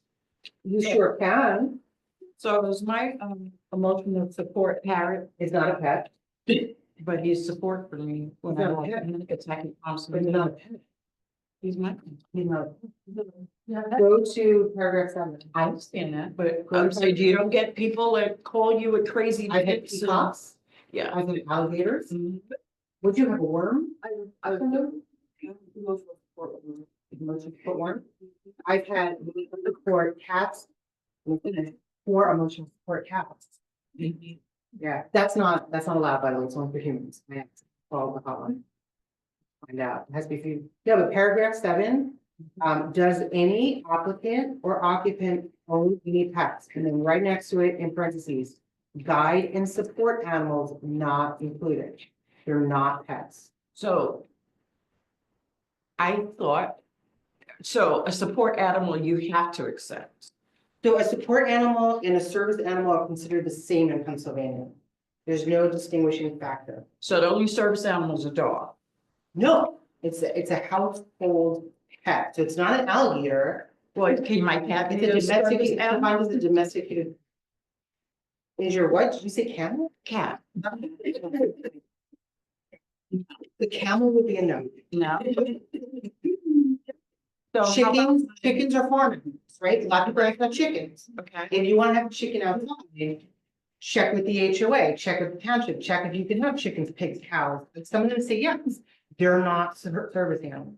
So what is the service animal? Right, a miniature horse. Yeah. A miniature horse. So what is the weight requirement is, but I. So what is considered a service animal? It's just a dog or a dog and? Or cat can be, you don't need service or ESA, I'm talking about service. whatever they need, if they have. What's your cat is, you're having a seizure. What does your cat do? Well, I know seizures, so. No, but I'm sitting there. So in order for it to be a service animal, it has to do something for you. It needs to provide a service. Well, there's a difference between a service and an ESA. That's what it is. Do you know the difference between a service and an ESA? Because there's a big difference, but we treat them the same. If a service animal is gonna perform a task for somebody, right? Like you have a seizure. Right. They can run one for you, Right. right? My ex-father-in-law, he had back problems, he'd fall down. The dog was there to help him push up. He had a service dog from the VA. They were really good dogs, by the way. And we all know the seeing eye dog, right? That's a service dog. Some people I've never, right? Okay. This morning, and he said you can't even ask if it's obvious. So someone walks in with dark glasses and a dog, probably blind. So you can't ask, but you are allowed to ask what task they perform. Correct. That you're allowed to ask. Right. So you could say, oh, what does your pit bull do? And I don't know if they legally have to disclose, but so they also sent out a list today. It's like a 20-page document with like a questionnaire of all the things you're allowed to ask and not ask. I'm not gonna go through 20 pages of questions here. But I would absolutely review that to find out exactly what you can ask. What I usually tell my landlords, because we're always trying to keep things quick and simple, right? Is that if it's a service animal, they're moving in, don't even think of it, right? You're not asking any questions, just forget it. If it's an ESA, we're allowed to ask for documentation. Because the ESA is emotional support animal. Right. So that's the one where they're moving with their cat, they don't want to pay the $500 deposit, so they went online, paid $20 and got a certificate. Right. We're stuck with them no matter what. They're treated the same. But you're allowed to ask for that certificate. That's the difference. As of when is an emotional support dog the same? Was that recently or? What was the day that they? No, but I mean, don't know. because as of 2019, going back to, emotional support dogs aren't covered. They are in Pennsylvania. Other states, they may not be, but in Pennsylvania, they are. They're treated the same. They're not a pet, is what I'm saying. They are the same as a medical device. Right. They're a hearing aid, they're a wheelchair, they're crutches. You can't deny someone because they have a hearing aid. You can't deny them because they have an emotional support mouse, whatever it is. I don't know, maybe a mouse. I had the same question for emotional support over last summer. Dave Holder sent me an article. That was a recent article for me to read. So there is an article somewhere. You also have to make reasonable accommodation for that animal. Yeah, I'm not saying you have to build a pig pen, if it's a pig, you know, but. I won't put this. So then if it's a pet, all you need to do is go online and get a say $20 and get an emotional support. Yeah, but you could tell if that dog is, you pay $20 or if that dog is basically trained. But it's not for you to make. I know, but I mean, emotional support, a service dog is not jumping up on you. They're doing a job. But somebody that bought a jacket from my poodle. Oh, you don't have my to. poodle, You just have to. It's like, you could tell I it just think as the a. website is like register my pet. Dog. Yeah. It's a. And you get that letter. No, I've had real legitimate ESAs too, where the psychiatrists have provided letters, and they show all their shots, and they're still denied. It just happened recently. We went through the entire application process, they were approved, they were registered with the HOA, all those documents, they sent us the lease to sign. And my tenant said, I just want to be in the up and let you know that I have an emotional support cat for my move. Here's all the documentation where they don't ask for it in the application. Nowhere in the application does it ask for this.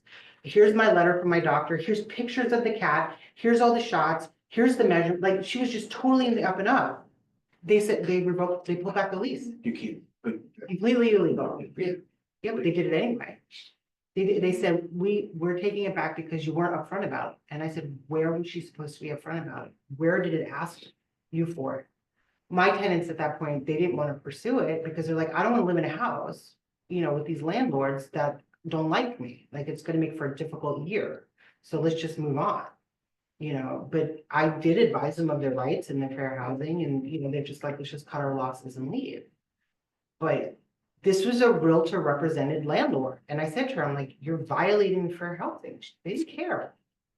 So if they wanted to pursue it, what would have happened? I guess they make a phone call and someone comes and investigates and is there a fine involved? Yeah.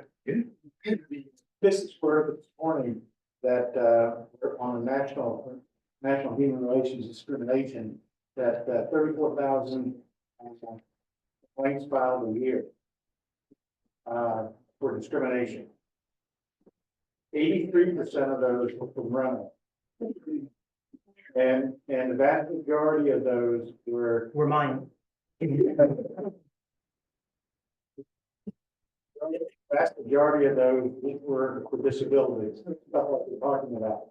So, you know, there's heavy fines. I will tell you because I've fortunately never been involved in one. I do have friends that are realtors that are involved in discrimination, and you go through hell. You never want to get involved in any type of discrimination. And so in what Melissa was just saying about the record, I would have gave her the number to the human relations and file a complaint. So. They're It's- still thinking about it. Did this happen recently? They're still thinking about it, but I was kind of discouraging them because I didn't want to get in it. So I was like, let's just find another place, you know, but. Yeah, the only, you know, I understand what you're saying, Melissa, but that landlord's gonna do the same thing to somebody else Absolutely. and keep doing it. So, you know, they investigated and that's why we have the laws. I have a question. Yeah.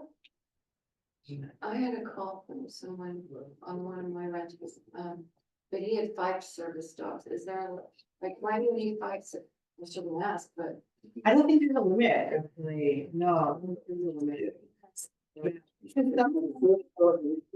One service dog was taking care of the other. They each have. They can't take care of. It's only for people. Like, no, if they maybe they're diabetic, the sugar's low and one. Gets the insulin. If they're legit, they're legit. Like, there's nothing to do. Now, I don't know how to go on some counties and townships and cities, you should look into this. They have a limit on the amount of animals that can live in a house, and they worded it. They don't say pet, they don't say service, animal. Would that be discrimination though? I mean, Because I don't know, I would look into it. I would look into it, because I haven't had that. Like, usually people come with 7 dogs, it's just their pets, right? And I'll be like, no, it's not happening. But like after a certain amount, it's considered like breeding and they need to be in a commercial space, like there's no. Yes, a girl I knew had 9 cats in, she's over by the big wheel over there, so that East Stroudsburg. And the landlord called, this was not my rent, it was just someone I know. And there was a limit at that time, and it's still there, at 4 cats and or dog. Like fish, whatever, you can have 20 in a tank, who cares? You know, but as far as domesticated animals, there was a limit how many you could have in one property.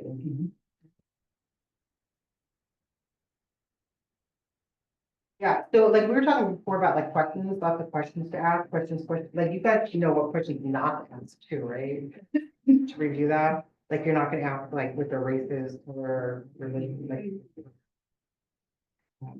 Even the source of income, but there is like a one weird exception, which I probably shouldn't even mention, but, like if you're living in the house, like if you're the landlord and you're living in the house, you are allowed to discriminate, but just don't work with that person is what I would say, like, let them find their own, don't deal with it, you don't wanna open that can of worms, you don't wanna be involved with that. You know, like if they're advertising online, like, single Christian female, whatever. Isn't there like a movie years ago, like single white female? Like, that was a thing, right? Because they're living there, it's like a share house situation, they can specify religion, race, color, sex, gender. But I wouldn't, I just, let them find it on their own. Don't even get involved, because you can't, even though they can, you can't. So you're gonna get in trouble, so just, I don't work with them. I just say good luck, here's a good Craigslist link. Do that. Hey, Chris. Now that you mentioned that, so are we able to rent rooms? Yeah, why not? So the landlord says I have Yeah, then I could follow her house. right, no, so if a landlord has 4 bedrooms and he wants to get 4 people in there, you can do that. As long as you're within township, Township. rules, you just check on the rule, yeah. If you have to step with people. Is that and Right, some of them don't allow subleasing, some of them don't allow roommates, some of them don't allow families, you just gotta check and make sure. you make an application obviously for each one. Yeah, no, I would definitely. But you're talking about for each room? Yeah, for each person, you gotta do an application for each one. So one person's renting a room and the second person's renting, yeah, those are different units. Yeah, I would treat them completely separately, have separate leases for each one of them. Definitely. So just be careful with those though, because you're gonna have to spell out in the lease what they have access to within the house. Like, is it a shared kitchen, shared yard, shared whatever it is, how are the bills divided up? Yeah. So that's a lot of extra work for a room. Cause the room's probably gonna be what, a few $100? I mean, just like, think about your time too. East Stroudsburg, they rent rooms for $800. Yeah, okay. You gotta be careful on zoning. Right, you gotta check the zoning, but I mean, if you go, They have districts where, because of college kids, yeah. If that's different, but if you have that situation, you really need to check the zoning. And if you deal with, you might start dealing with cosigners. And then you're gonna need a full application just on the cosigner too. You're gonna have to do that all with them. And then it's all different animals. Yep. Sure is. yeah, For sure. Yeah. You gotta weigh out the time and the money too. You know, I hate to be harsh like that, but this is a business. You know, like you gotta figure, if you're only gonna walk away with $400, is it worth doing 9 applications for rooms and cosigners and, I mean, if you want to do it, I'll send you the money. All right, I think the rest of the application is pretty straightforward. You know, they're asking if their employment, any other income, maybe they get, social security, disability, child support, you know, that I would put that in there. The more money coming in, the better. And that's pretty permanent, well, at least till the kids are older, right? Bank account information, I do not ask for, I know some landlords want the account number, I do not, I don't want their account number, as long as they're putting the account site to balance. I think that's enough, like, I don't want too much of other people's personal information on my computers either. Like, in case I get hacked or something, I don't want to be responsible for anything. What else is in here? Monthly payments, that's like your car, if you have a car or student loan.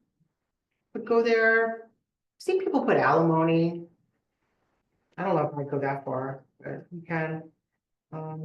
The car.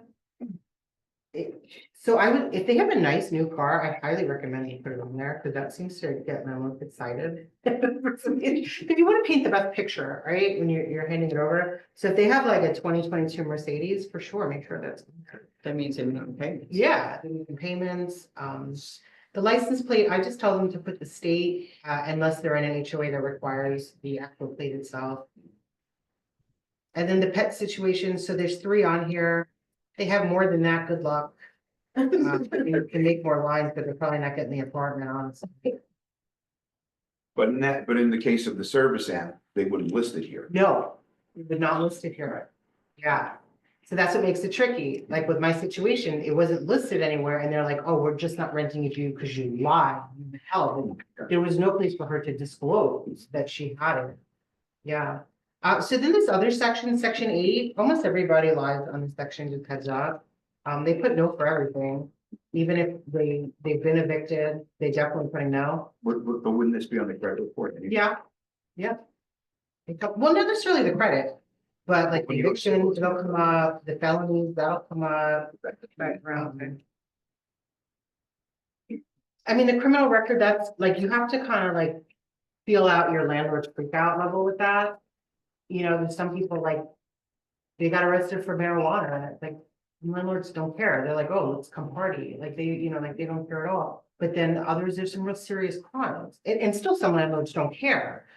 So it's not a protected class, but you know, like you gotta be like reasonable. I had one where the man was coming out of prison into the rental. So it would have to be registered as an address with the parole board, and they were gonna be doing visits. The landlord was not comfortable with that. You know, she didn't want the parole officer coming through her building, you know, once a month, and she didn't want to be responsible for contacting him, and so that was a no-go. But you might have other landlords that are like, yeah, whatever, I know he's gonna be clean cut, can't get into trouble because the parole board is visiting him every week. Yeah, so you gotta just do that interview and see how they feel. I mean, everyone needs a place to live, so, you know, don't discriminate just because they made a mistake. Okay, so I think that's it. With the app, just make sure the initial at the bottom there, you know, so you can run the credit. The lease is really, I think the lease is the most important part. Cause you're gonna have to go over that no matter what side. The landlord or the tenant, and a lot of landlords really don't understand. Their responsibility, you know, in the house, they just wanna like collect their money and move on. All right, so let's just start right from the beginning and stop me, we'll just go right through it, and if you have any questions, just stop me as we go through it, okay? So the first section of this is the same as your agreement of sale, except this is tenant instead of buyer and seller, right? It says tenant and landlord. Mailing address, I usually put where they're currently living. Even though they're leaving. Property address is pretty straightforward. It's gonna be the address that they're moving into. This is very similar to the agreement of sale. Same thing with the next two things. Instead of saying buyer seller, it says tenant landlord. You just fill that out. Let's flip over to the other side. This is where it gets fun. All right, so paragraph 1, lease date and responsibilities. What do you think? What date goes there? Like the lease. The day the lease starts. Any other guesses? Let's compare this to dates. Sure. The day the first person signs it. That's the date you want to put on there. So if you're sending this to the tenant today, and I would recommend always sending it to the tenant first. You don't want to send it to the landlord and then the tenant, because what if the tenant changes their mind and they don't sign it? And then you move on and you create a new lease 2-3 weeks later for someone else. And all of a sudden, the first tenant's like, you know what? I think I do want that apartment. I'm gonna go sign it. Now the landlord has 2 leases out there that are signed. So you always want to get the tenant to sign first. Okay, that's my recommendation. So as soon as the first party signs it, that's the date that you want to put there. Okay. Co-signers. It's not that often you'll see a co-signer. Who's a co-signer? If it's a student, usually mom and dad might be a co-signer to back them up. I've had bosses, right? So if they're like being transferred here for work, I've seen people, their manager, or maybe not the manager, but like the owner of the company, be a co-signer because maybe they have really bad credit. And they need them here in the Poconos. They just got transferred to Great Wolf or something, right? And they can't get an apartment. So the boss will sign for them once in a while. They have to fill out the full application just like anybody else, but they don't have any rights to the apartment.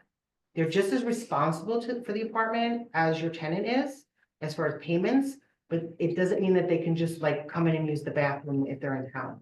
Like that's not their unit. They're just responsible financially with the co-signer. I had one where the guy was just, they were like trying to kick him out of the family business. It's the weirdest thing. So like the mom co-signed. So, you know, we gathered all her information. It helps too. Like if you have somebody young, it really helps to get a co-signer because they usually, mom and dad have better credit. If they're gonna guarantee the rent, it makes the landlord feel more comfortable. On the flip side, I've had landlords that are like, no, if they can't pay it on their own, I don't want them. So it can hurt or help, depending, it's how you present it to your landlord. Like, oh, isn't this great? They even have a co-signer. So if something goes wrong. Yeah. You're not going. Yeah. Yeah. Co-signer is just responsible for the financial part. They don't write to that to the road. They can't just come up, No. they can't just come over anytime they want to. And that's it. No, yeah, no. Both the landlord and that co-signer and the tenant, they all need to be They need to be aware of that. aware of that. Yeah. Because there'll be times. If my mom wants to come and spend a weekend, Well, I mean, you're allowed to, yeah. you're allowed. Yeah, you're allowed, yeah. Your mom, you're yours, right? Yeah. But the co-signer, she can't call your landlord and be like, oh, I want to make sure my daughter's not dating that guy, open the door for me, you know. My mom would do that, that's. Yeah, they can't like give them this, They can't get, no, that's okay. they don't have right. Yeah. The property contact information, this is pretty important. The first one, where are they paying the rent to? Who's they paying the rent, right? Where's that going? If it's to an app, you know, put it in there. Whoever, if they're writing a check to the person, make sure that's there and the address is there. The maintenance requests, again, a lot of them are doing them through apps, so put them in there. But if it's the landlord, put them in there. But if they don't live locally and there's an emergency, you might need a local phone number. Maybe it's you. I hope not. I wouldn't put my name there. But maybe it's you, maybe they have a property manager, maybe, you know, their cousin lives down the block and he's gonna run over an emergency, whatever it is. All three of those fields can be different. It doesn't have to be the same. But the emergencies happen. You wanna make sure, you know, if it's the landlord that travels to Europe every 3 weeks for a month at a time, you need someone local. You need to discuss that with them, to make sure there's someone here. Otherwise, you're gonna get a lot of phone calls. You're not gonna like that. So starting, any questions about that? That's pretty straightforward, right? Paragraph 4, starting and ending dates of the lease. So the starting date is the first day that the lease starts. I always put, did you see how there's like a time next to it? I always put 12:01. Yeah, I add the 1, because I don't know if anyone else has this problem, but when I see 12 AM, PM, I'm like, I gotta think about it. Oh, AM in the morning, so that's midnight, like, I don't want there to be any confusion. So I just put 12:01 PM, right, so there's no confusion, and then it ends at 11:59 AM. That's what I did, so you get out, next person can get in 2 minutes later. But I don't, if you have people coming and going on the same day, and you just put 12 and 12, it just adds confusion, so that's what I do. You can do whatever you want, whatever makes you happy. You could do it like hotels, 11 AM and 3 PM. You could leave it blank if you want. But if you do, then they have till midnight to get out of the house that day. So if they're moving out March 1st and you're planning on bringing a new tenant March 1st and they're there till midnight, you just overlap the lease. So you gotta make sure you know what's going on there. Renewal term. So unless checked below, this lease automatically renews for a renewal term of blank. I like this space a lot, because you can kind of put whatever you want. You can put 2 years, you can put 1 year, you could put 1 year with a 5% increase. You could put 1 year with a $50 per month increase. So it's already pre-negotiated. They know what to expect. You know, and if you leave it blank, it automatically reverts to month to month. Now, that could be a huge problem in some of these HOAs. Right, so HOAs that charge for short-term rentals, when you go month to month, they're gonna be considered a new rental every single month. So that 200, like PCP, I think it's 200 it's up to now, or 250 for a tenant registration because of their gate. So when you bring in your lease, you're gonna get a gate pass and you have to pay about $200 for that. They're gonna go, your gate pass is gonna expire the day your lease expires. So if you switch to month, technically your lease is expiring every 30 days. You have to go back every single month and repay that fee and get a new gate.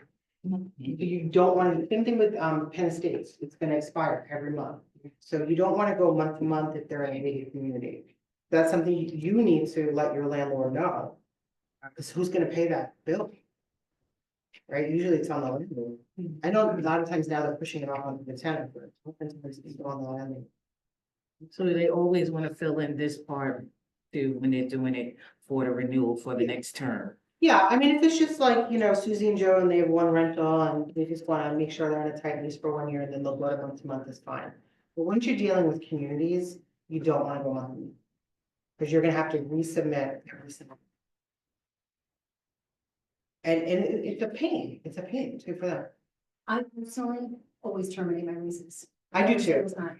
Because I wanna have the option, I wanna go back in and make sure that my tenants have kept it in the condition that it's supposed to be kept in. And I want the opportunity as a landlord to say, no, I wanna sell my house now. Because if I lock myself in for month to month or whatever, it makes it very hard if I wanna put it up for sale Yes, or do anything like that. So at least if I terminate, I can control it. I can just call them, you know, I give my people 45 days prior to the expiration. We negotiate, if there's any price changes, I can put them in bed. but me personally, I do the same thing, I terminate mine. I have that don't like that, Right. they want that automatic with increase. A lot of investors want that. Open comes to both. Yes, oh, absolutely. If they're looking, if you know they're looking to sell it, I would recommend eventually going to the month to month so that they give the 30 days notice if they're for sale. But again, if you're an HOA, it's gonna be a problem. So you're almost better off getting them out, cleaning it out, because it's so hard to do showings too with tenants in the house.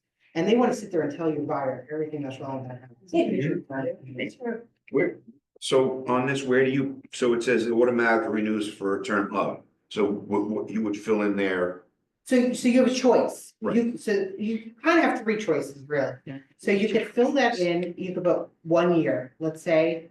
You don't have to put an increase, you could just say 1 year if you want. You could leave it blank and then it automatically renews from month to month.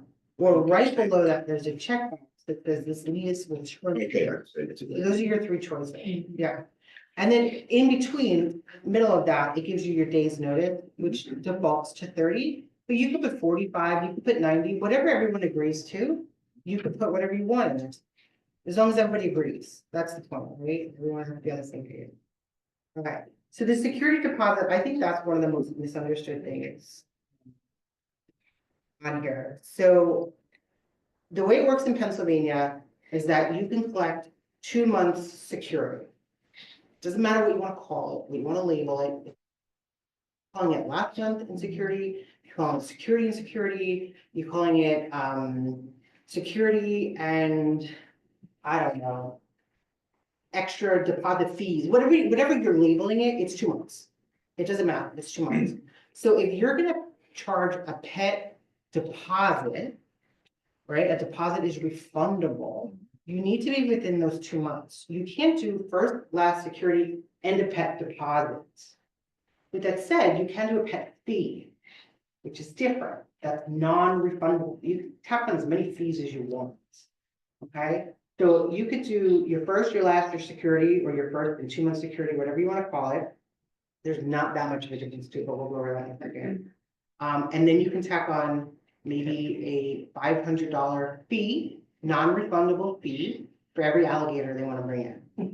Right, $500. Peacock can be. that's just an emotional support.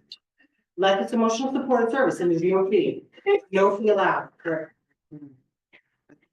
You could charge the HOA registration fee to the tenant, that's fine, the community registration fee, the township registration fee, the broker fee. But if it's a deposit, it's 2 months, no matter what you call it. And it's not 2 months plus last month. It's 2 total. Right, so this you can collect is 3 first month and then 2 something else. Well, you don't have to collect first if you don't No, want to skip it up, but yeah, but 2 is your max. If you're calling it a pet deposit, it needs to be within those 2 months. So if you want to do first month's rent, 1.5 months security, you could do that, and then your pet deposit, which is maybe a half month, that's fine. But 2, that's your magic number. And all the time I try to get tenants and they're like, oh, we need like 4 months. No. Like I have to sit on the phone, like you can't do that. But they try anyway. Did you have a question? Yeah, do you have any experience with the stack zone text for the pets? I guess there's like a website. No. No, I didn't even know that existed. Would it be like they bit anybody? See if the service dog get hit for a bit. I guess it's for like service animals and stuff like that. I'm not aware of that. I ran into it, did one for DNA and they're like, well, we gotta do a background check for the animal. You get paid as extra background check for the animal. So There's a website? I guess there is, yeah. Thank you.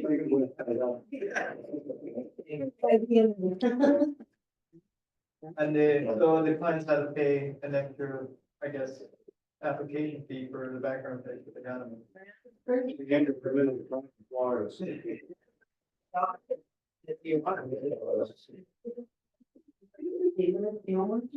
I think it's good to. They go on Facebook. It's PCA, so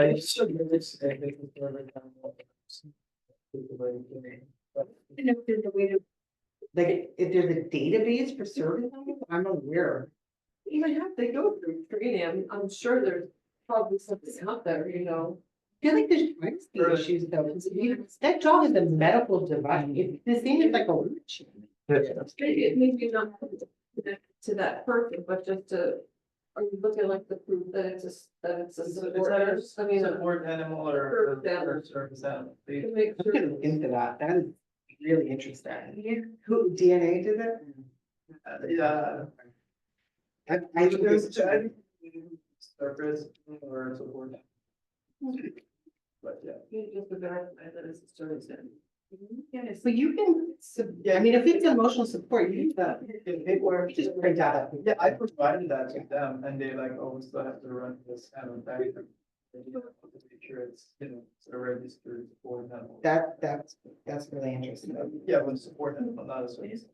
They got asked to show me the proof that you ran. I would too. I will, I demanded them for the document, they said they can't provide it, provide the document. And they just- Convenient. Like there is, here. I would ask, like, a realtor, like, this is really interesting that you're doing that. I'd like to have that in your business too. What website are you using? AKC, Yeah. or ASPCA. And if you get it, you look at it, I'm really interested. Yeah, so you could, the tenant can pay the fee. Fee, yes, all fees can be added. Yeah, there's no laws in Pennsylvania. for fees to be. Like in New York, I think there is, right? Well, New York is always, Yeah. let's say they change it, it's always a tenant fee.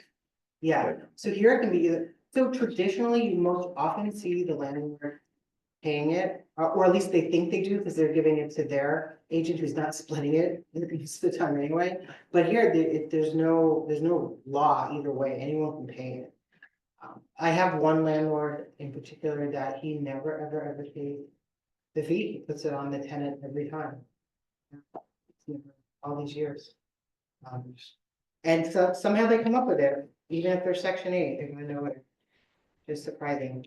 So as far as escrow, there's a lot of rules of that. So they are supposed to, they don't want to do it, but they're supposed to, and you should tell them that they should do it. They're supposed to hold it in a separate account, just like we do here, just like we have a separate escrow account. We don't hold security deposit here, but the landlord should hold a security deposit in a separate account, should be an interest-bearing account for any amount over $100. So if it's a $50 security deposit, they don't have to follow the same rules, but I don't know what they could possibly be running with a $50 security deposit in this day and age. I think as far as the interest is concerned, I think it has to be 2 years or more for interest, but I would have to double check that. Do you have another question? Section 8. Yeah. Finding it difficult to find a lot of those kind of like, landlord that's accepting section 8. Have you had that? Or- Yeah. I think like a lot of agents aren't like, explaining, that section 8 is not typically, bad thing. But, they're not explaining that, then it's really hard. I've had like so many clients that I ended up, not being able to help because, Yeah. they find something and it's not like. Sometimes it's the realtor, like, how you can just, looking at regular sale, they say no FHA, right? It's just because the realtor doesn't even deal with it.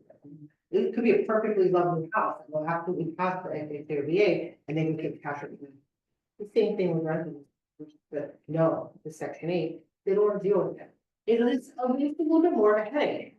So unless you have an agent that knows what they're doing and comfortable with the process and can bring the landlord through the process unscathed, they're just not gonna do it. Plus, there's a lot of negative connotations. For whatever reason, it depends where they're from. Like, people think it's gonna be like a woman and like 9 kids. And that's not what it is most of the time. It's a family who most often makes not a horrible salary too. It's just, with the limitations and expenses of things, they got extra help. So I've had people who only got vouchers for like $100, but they're like, why would I give it up? It's $100 rent. They were paying. Did someone have a question? No, that's not him. No.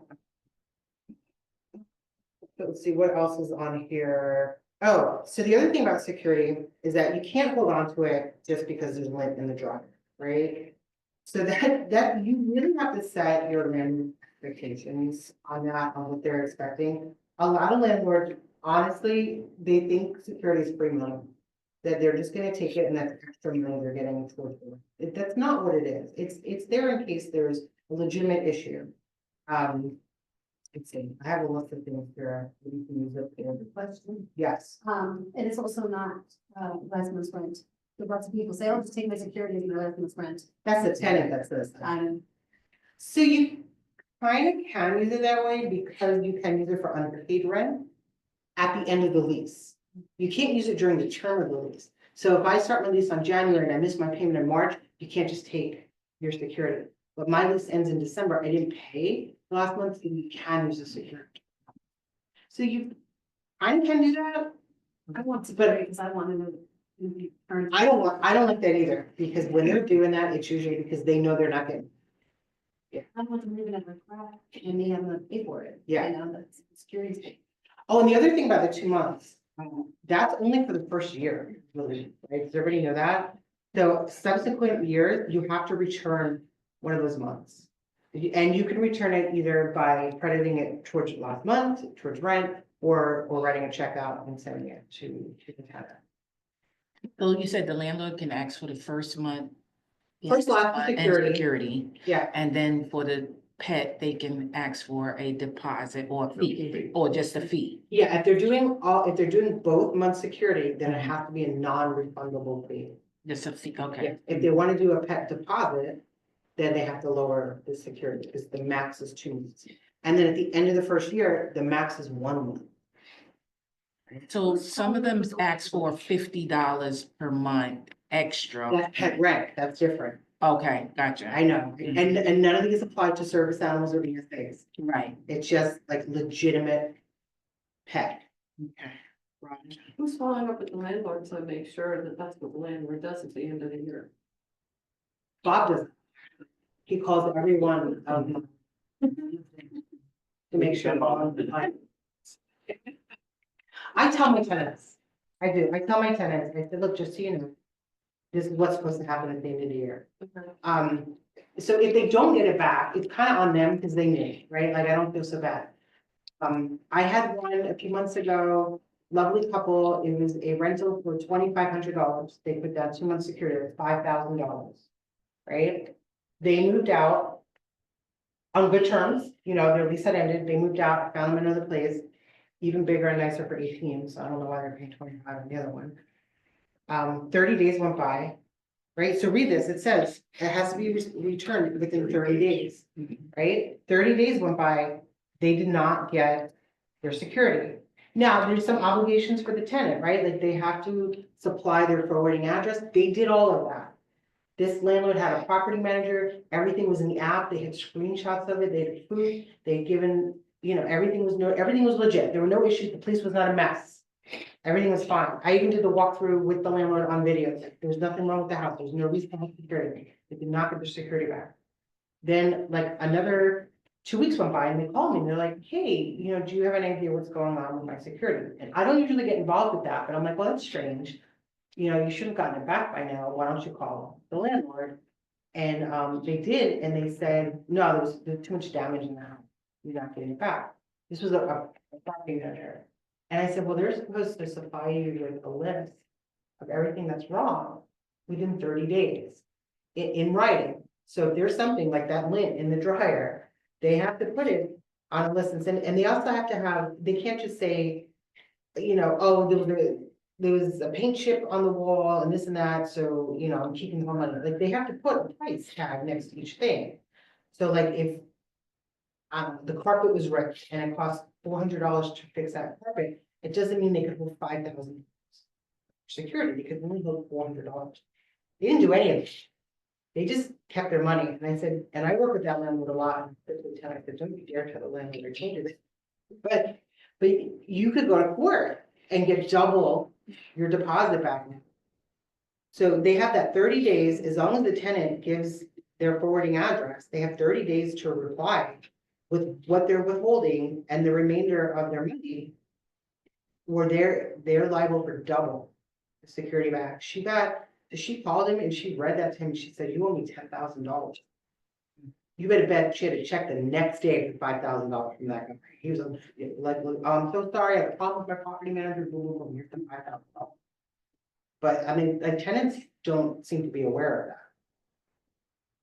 And landlords don't either. They think they can just hold whatever they want for whatever reason, any arbitrary reason, and they can't. Like, they have to have legitimate price tag next to each item. And there's a lot of things that are considered normal wear and tear that you can't. So like if someone's living in the house for 10 years and it needs to be painted, can they hold security? No, because that's normal, that 10 years. Now, if someone took a Sharpie and played tic-tac-toe on the wall, yeah, then of course, because that's not normal wear and tear, then they can So it was there. If there's excessive dirtiness, like excessive.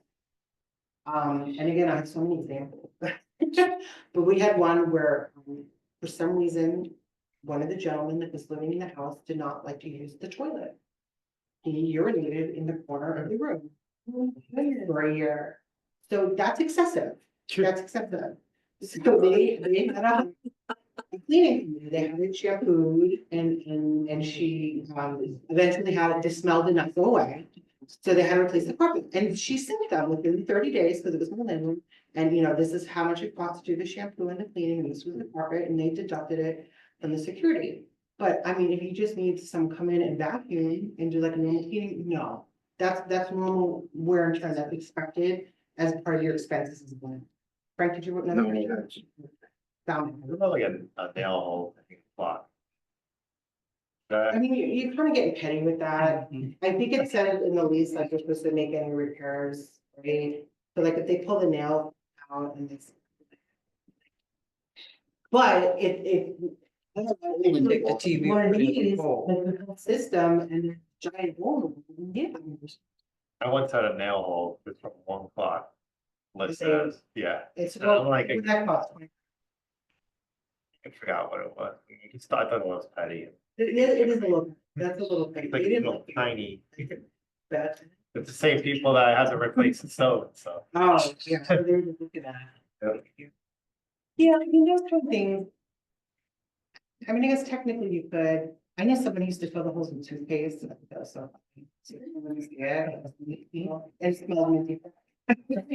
Do you do like a move in, move out checklist or something? You kind of moves in, and you know there's a nail hole in it when I moved in, So they don't do that? If I'm a landlord, I do it, because I don't know what they saw in me saying. If I'm doing it myself, I don't do like an official form, but if there's something glaringly obvious, I will note it in here, and I will recommend that they take pictures. And to send them directly to them. Like, hey, we moved in and that dresser you said we can use, we moved it 3 feet from the right and there's a giant hole. I would take a picture, so it's on record, but I don't do like an official move in, move out. Or I probably should, but it's pretty time consuming and you don't necessarily know. I feel like that's more property management. Yeah, That's what it is. and we don't do that. A lot of time the tenant will let you know, hey, I saw so-and-so, Take a picture. exactly. I think we did a rental, didn't we, where there were like a few things and we just, Yeah. yeah, just send the picture. And let them deal with it. Right. You don't want to get in the weeds with all of this. I mean, the more you're stepping in, the more your liability you're opening. So where are we? Security deposits. Any other questions you can ask? So I said reasonable cleaning. Reasonable cleaning costs and at the end of the lease, unpaid rent, not during the term, right? So that's a big difference, so keep that in mind. If you have to hire professional cleaners, that arguably could be something to deduct. If it's that issue, and I've seen it that bad. Yeah, it's gotta be like beyond normal wear and tear, broken windows, obviously, things like that, unless they were already there, right? So you're doing a walkthrough and you've seen the bullet hole, big picture, right? Okay, so they have 30 days to return, plus the interest, if it's over 2 years, it's 30 days, it's the interest, I'm sorry, it's the security plus the interest. And the security deposit for damage is separate from the vet deposit for damage, so. Okay, so yes, if you're gonna separate it out like that, then it would be. Yeah. I don't recommend doing that, because then what if they, I don't know, broke every appliance in the house, but there was no pet piddle in it? Like, did you have to give them back part of the deposit? It's like, I don't know if I would make that differentiation, but I think you're hurting your landlord by doing it. It's not the best practice. I would just do a pet fee. If they feel that they need extra deposit, I would just do a pet fee or a pet rent. Yeah, I wouldn't do that. One time. I mean, you can make a fee whenever you want, but yeah, if it's every month, then it's really rents, right? It's not, so it's a one-time fee or rent. Most of mine do like 500 one time, not per animal. I think some do per animal, but that really is hard. But animals are destructive too, right? Yes. And so we. Yeah. Hit deposit. So with the ESAs. And certainly you cannot do a pet fee, right? Clear on that. You cannot do a pet deposit. But they're basically tenants. So even like as we go through this lease, you'll see there's a section where you're listing who are the other occupants in this house. That's where your ESA, your service animal is gonna be listed.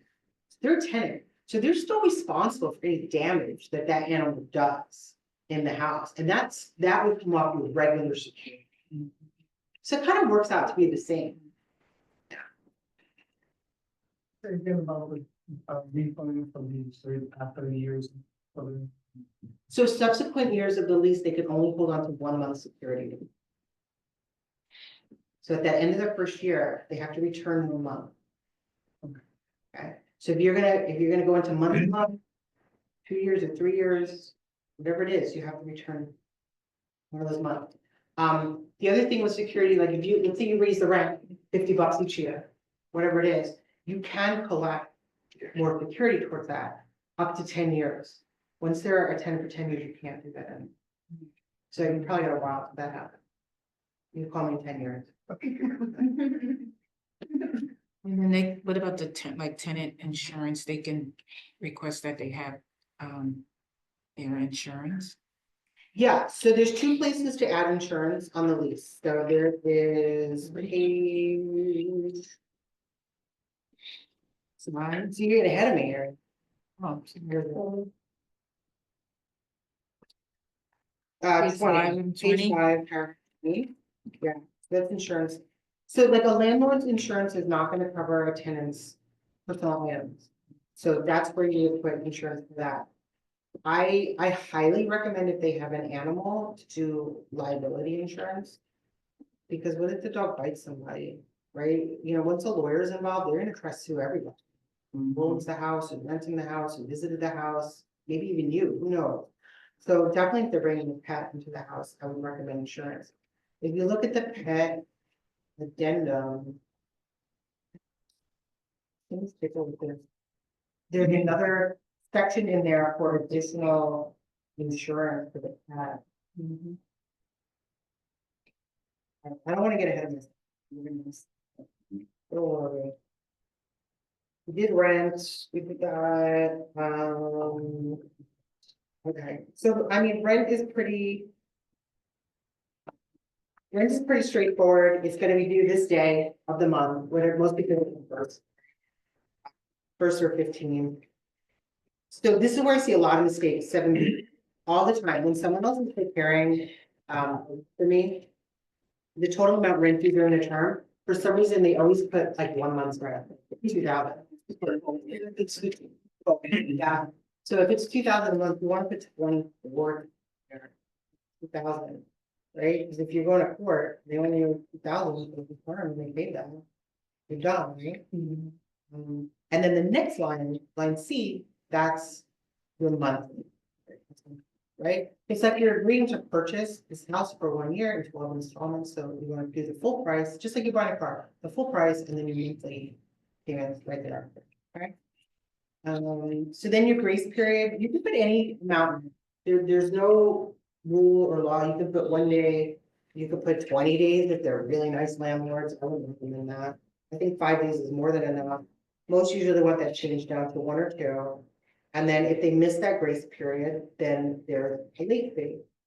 So I have some landlords that just put $50. I have some landlords that do an entire late fee schedule. And then everyone has to sign it. And it's like after 2 days, it's $50. After 3 days, it's $150. After 5 days, it's this. I have some that do a percentage.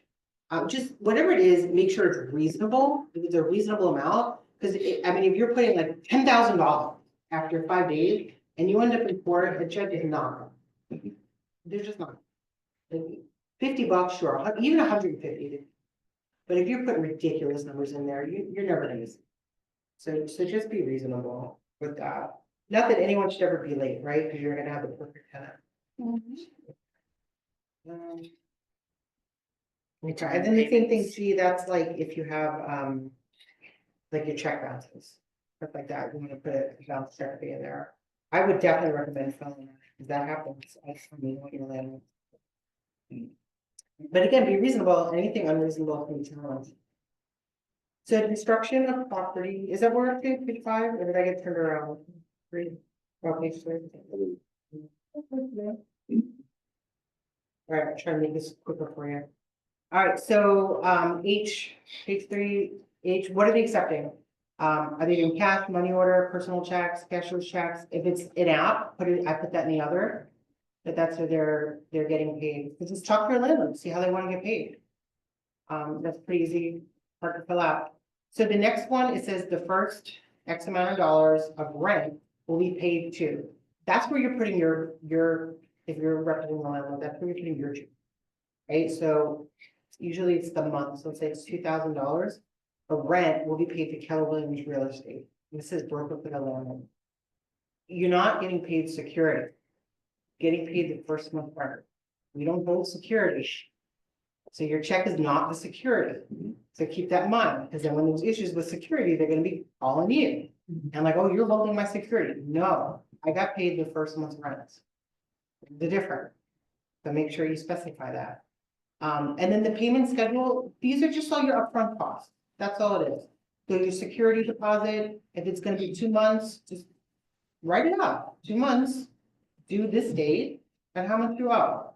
Your first month's rent, you can put there, if they wanna break it up, 1 month security, last month's rent, then I do that, I just do 1 month in A, and then in C, I would do last month's rent, I write last month's rent with the number. Other things you can put in here, your pet deposit, if you're doing a pet deposit, your pet fee, if you're doing a pet fee, your HOA registration. If they're charging the tenant, you wanna put that in here, so they're aware of all their fees, that they're gonna have to come up with.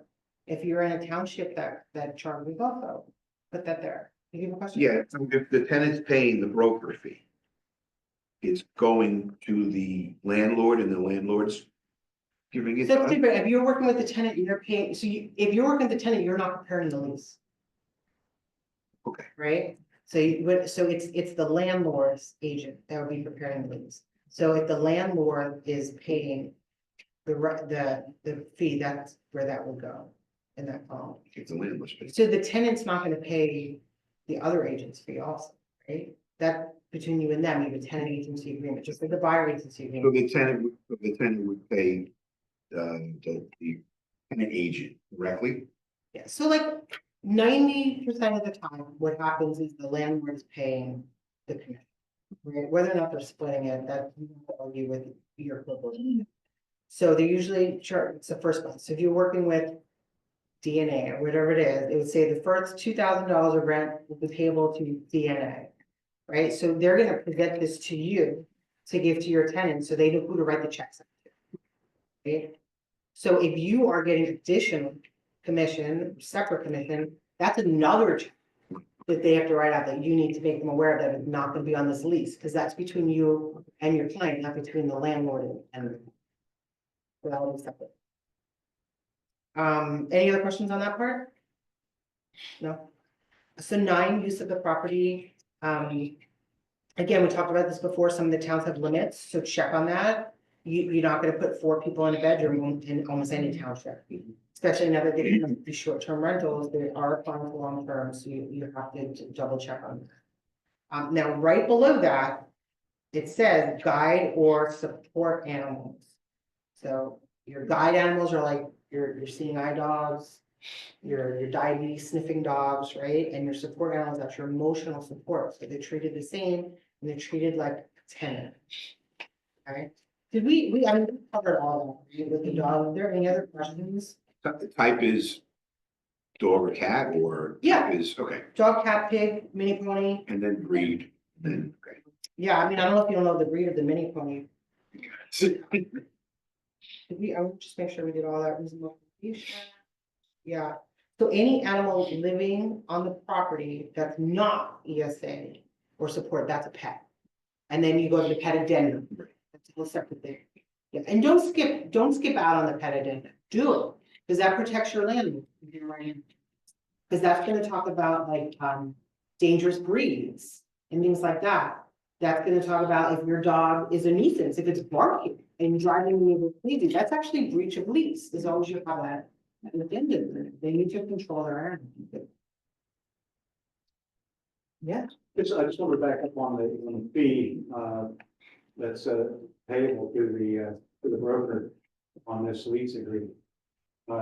It's very important that you have your tenant agency contract signed so that your fee is gonna be paid by that tenant.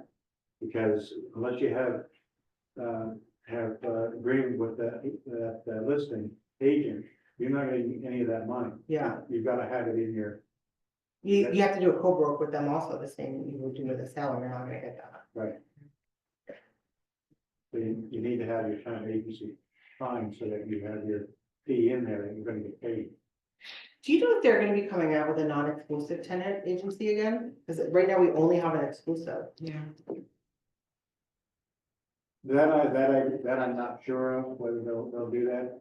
We have a non-exclusive on the sale side. Yeah. We used to have a non-exclusive on the tenant side too, but Yeah. they got rid of it. And it seems that that's more common of a relationship, because tenants they just call every number they say, they just go there.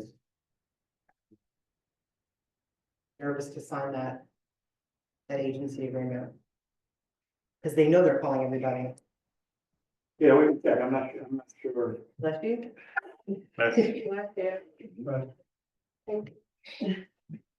So if you're the tenant's agent and you have a cooperating compensation signed with the other broker. Yeah, Mhm. Then the broker is supposed to pay you at the end of the Yeah. transaction. Yeah. However, you do have a agreement with your tenant as well. yeah. But if the broker is going to pay, if the listing broker is paying you, then the tenant doesn't have to pay. Well, it depends what your agreement is. So maybe your agreement is, I only work for 2 months, Mhm. right? So if the co-broke is half a month, your tenant still owes you a month and a half rent.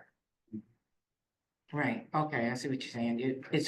It's based off a time frame. It's based on your amount. So, I don't think we printed out the tenant agency, but there's 3 choices when you're filling it out. And one is like a percentage of the year, like I'm getting 10% of the rent is my fee, or you could do, X amount of how many months. So you could do like, a lot of people do 50% of 1 month, right? That's Right. common to see that. Mhm. Or you might see 100% of 1 month, I get a full month.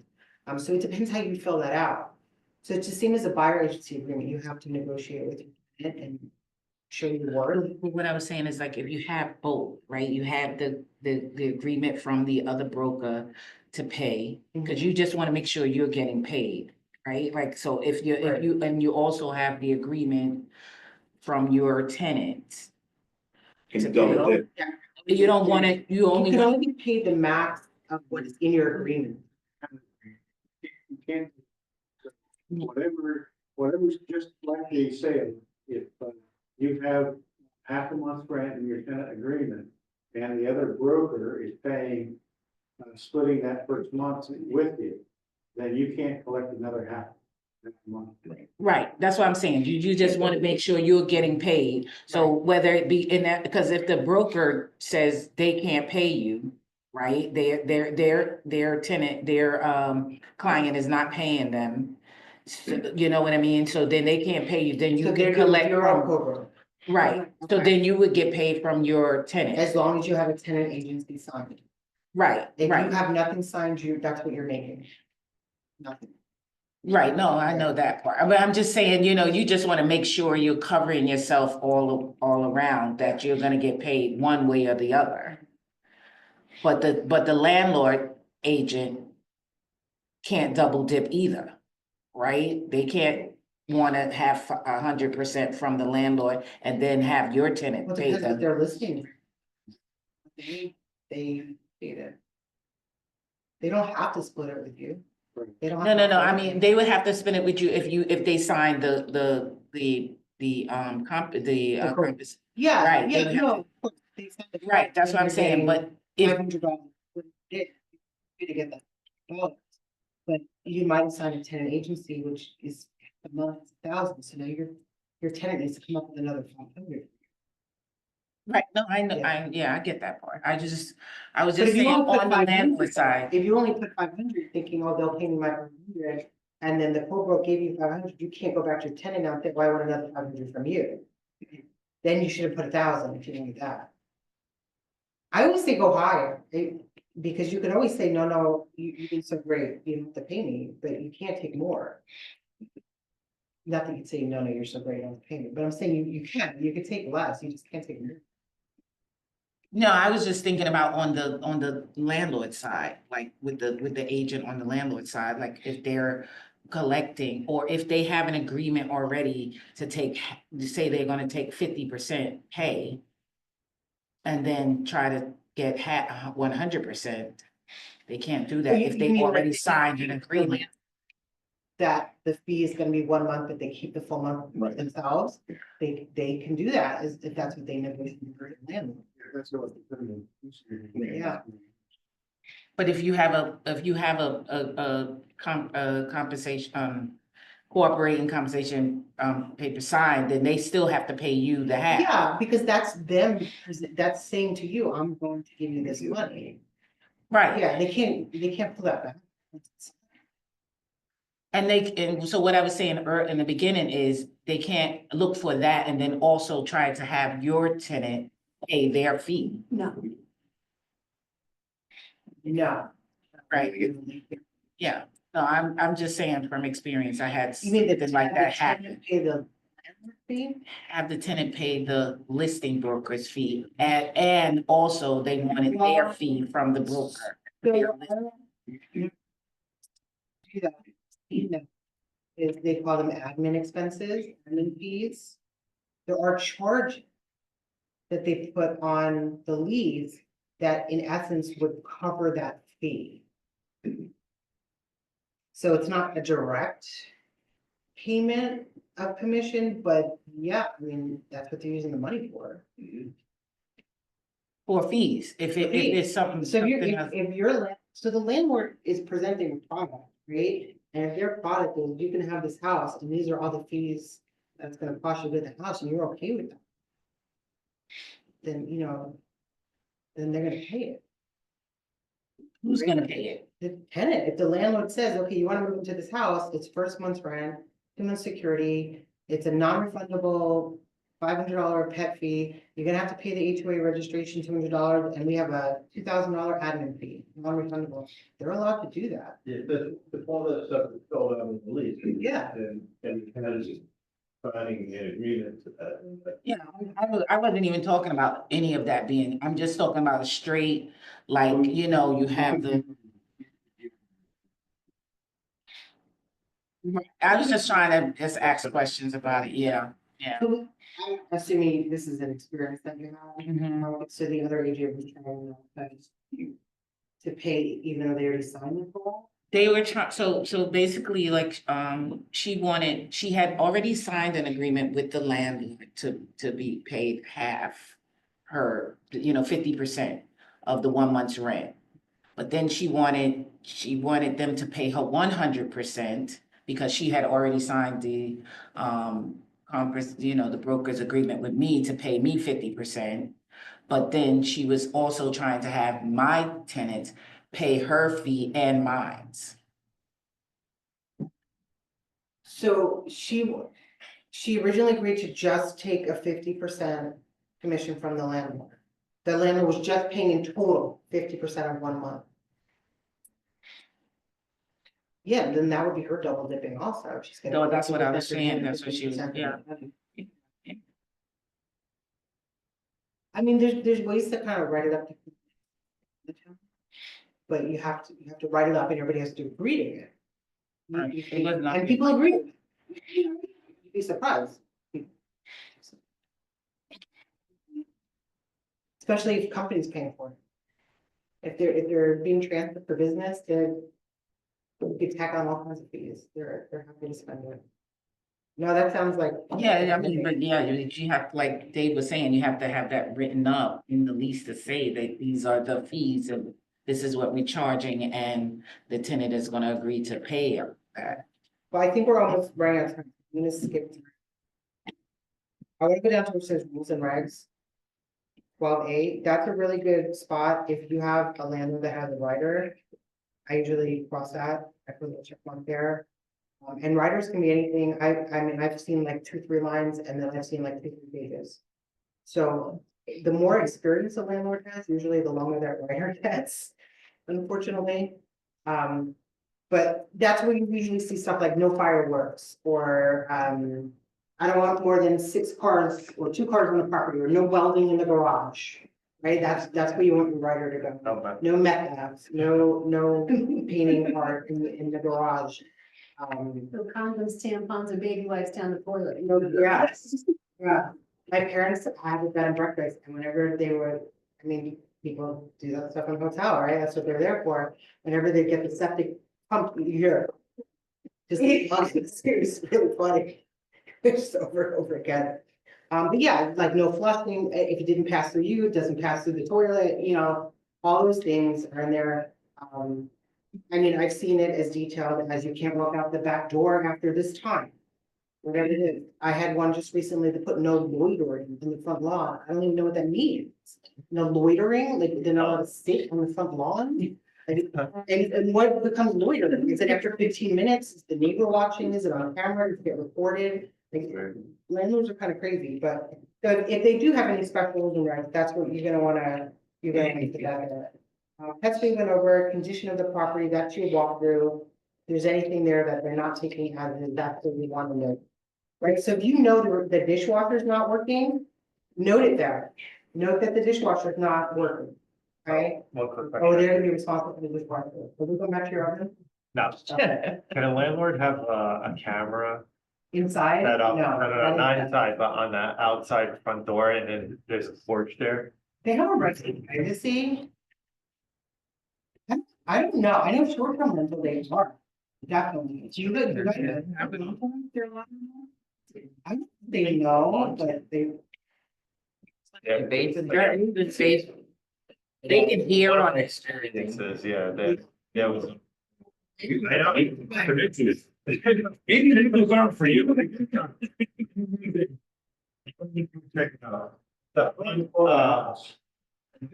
The front deck had, you know, plenty of room to sit out on, and it had a camera, right? And we asked at the time, we're like, can you move that? And she was like, no, it's hot, it's wired in, like hot wired in. Just cover it up. Just cover it up. That's what I was like, Because you were trying to. I would definitely look into that. I really- It's creepy. So, 15 appliances. Yeah, it might be in that internet of things. You must be able to have a camera facing the common office, not facing your wall, your, I mean, you can. yeah. You have the hallway, you must. You can do the common. They do that whole building on Main Street and they're all over the inside and outside. if it's a house, The Yeah. kind of, like, you can't stare Yeah, at, yeah, you yeah. can't stare at your. On the street, look at your bedroom. Yeah, okay, street. You know, the exit, the exit, the leaving and spacing for that way. With company, it's a common property. So 15 appliances included, just check them out. And you know who's responsible for what, right? So some landlords want your tenant to be responsible for the first X amount. Or maybe get multiple offers, that happens a lot with rentals, so get multiple offers and people will negotiate. Well, if anything breaks, I'll fix it up to $1,000, that's what you're gonna want to note that in there. Also, I've had landlords, they want, let's say oil, and they just fill the tank. So they want to make sure that the house is returned with a full tank. That's where I would think that information there. So let's say a landlord gets a call from the neighbors, complaint or something about something that was not included in any of the riders. Is there anything that he can do to like amend it or? Yeah, I think there's in the lease about noise complaints and stuff like that. We're probably not gonna get to it.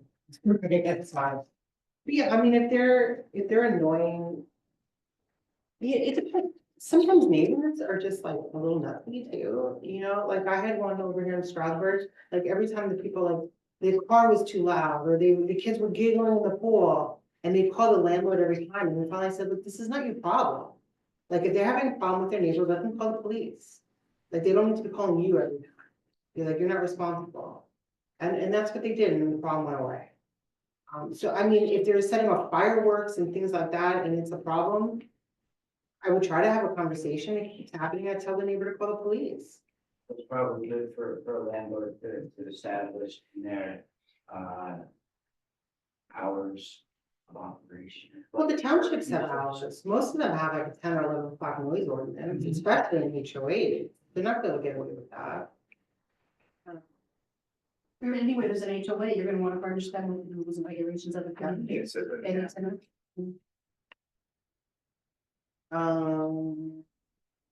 Is there anything like specific you wanna cover before I have time to read the whole? About Yeah. pet addendum, Okay. the pet addendum, Oh, yeah. where you said something about any animal not living on a property. I don't know. If the animal's not living on a property, I'm not for real. That's, I'm sure about that. No, I think what you're thinking of is when it said, if it's not an ESA or a service animal, it's a pet. Is that what you're thinking of? Sure they said, yeah, so any animal living on the property that's not service or ESA, that is a pet. Okay, so then that's when your pet deposit will come in if you want, your pet rent, if you don't have to charge these things, it's just to fill in the needs too. Right, so your pet fees, your pet addendum, you're not gonna do a pet addendum for seeing eye dog. There's no pet. Where it says about the holdover, so if the lease doesn't automatically renew at the end of the term. Then the people would have to be out by that date, the ending date, or they get paid, they get charged at plus 10%, right? Yes, Okay, yep. yeah, That's if they didn't put in a automatic renewal. or if they move somebody in that's not on the lease Mm-hmm. and that person stayed, then you have a homeless. That happens. Like they bring in the boyfriend, the girlfriend, the one that moves out. And then that person stays. Yeah, they don't have a lease, so it's not an eviction. If that happens, just call Bob.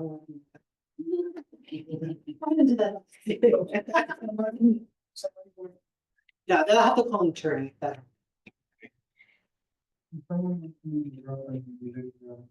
You should really, fill out a whole application. Absolutely. Girlfriend, mom, doesn't matter, roommate, whatever, whoever you bring it in. Especially if there's any shared spaces, you want a full application on them, you wanna do that credit check, you wanna get them on the lead. You want them on it, cause then they're not responsible, like the tenant is responsible for their guests and stuff, but if they're living there, you wanna make sure you can evict them if they're. You wanna get them on the lease. You just do a change in lease terms, and then right on, once you've gone through all the background checks. Or take them on. Or take them on. Do that. Is there any benefit to having, a month, like if a tenant says, listen, I would like to go month, The benefit to the landlord or the tenant? What's your question? Either one? to the land. So the benefit to the landlord would be if they were looking to sell the property. Right, so they can give them 30 days notice, like, okay, I have a buyer, here's your 30 days, get out, right, so that would be a benefit to the landlord. If they're not stuck with the tenant, you know, if anything happens, if they're bad blood, or they want to bring in the girlfriend now, and you don't want it, and you're month to month, you could just be like, no, you know, otherwise you have to wait to the end of, because they're gonna sneak them in anyway, let's be real, right? You know, if the girlfriend needs a place to live, they're gonna bring them in, whether they're supposed to or not. So on a month to month, it's a lot easier to say I'm not renewing your lease than to start a whole eviction process. And it's cheaper too, right? Evictions cost money. Thank you. You're welcome. Any other gentlemen? Dangerous dog. So that would be like her pit bull, yeah, thing, right? Well, it used to be that there was classification of these are the dangerous dogs you can't have. But this just says if there's a record of. Maybe that's on the website Syed was talking about. Maybe we could do a background check on the dog. No, but it's like some HOAs in particular list specific breeds. And you gotta look out for that with sales also. Because if they're gonna buy in a place where they don't allow their dog. So that should all be on the resale or the HOA rules and regs. There's some places that don't allow dogs or maybe they condos, maybe you're allowed one pet per person of two. So you gotta look out for all those things. Their customers, I think, from his newsletter just recently said that the number one dangerous dog currently is the Chihuahua. Oh, you think fish is a thing? Yeah. So it's a cute little dog, it's 10 pounds, you know, meanwhile, like she's proud of it. No, they do. I would definitely get insurance on chihuahuas. Unless you're, Right, no, then you don't need it. Emotional support. emotional support chihuahua. Yeah, yeah. That's okay, as long as you have an emotional support chihuahua for your emotional support chihuahua. I know homeowners insurance said if you have a dog and you've had a claim on the homeowners insurance for dog life, you probably not gonna get homeowners. I'm not sure whether they do the same thing with pets. No, you're right. I think it's the same thing. Yeah, once there's a bite, You're not gonna get them. yeah. You gotta be so careful. Oh, if your dog has bitten someone and then you would kind of get insurance, okay, yeah, they could turn you down for that. Yeah, it's a real problem. You can be careful with these pets. This is a fabulous class, but. Oh, somebody did it. sure.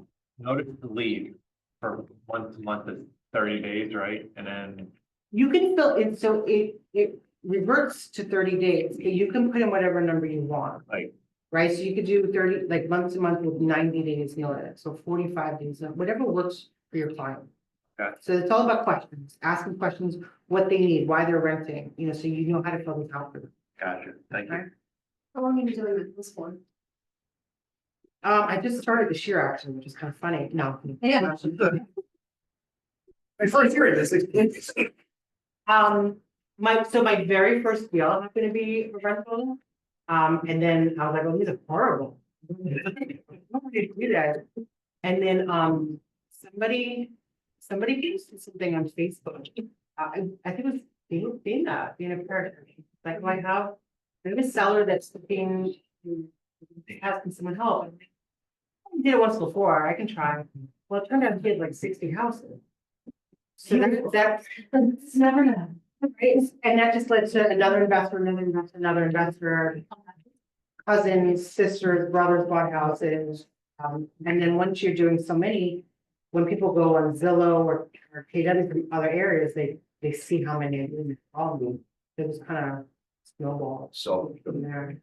We answer a Facebook ad once in a while. What's up, David? I hope. Good seeing you. Team meeting?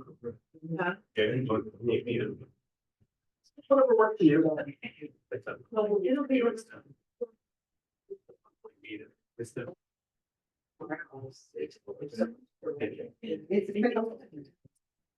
Thank you so much. This is.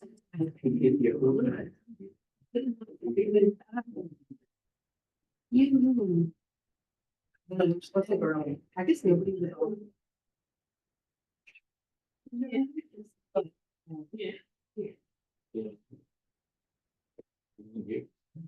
Wasn't bad for losing all my notes, right? I lost all my notes. No, but you know it. You know the background. Yeah. Great, thank you so much. Did you learn anything? Do it. Oh. How many you ever? But you're doing the next week. Thank you. I'll be up to shut everything. Oh, thank you. Thank you for calling Keystone Premier Settlement Services. This is Jo.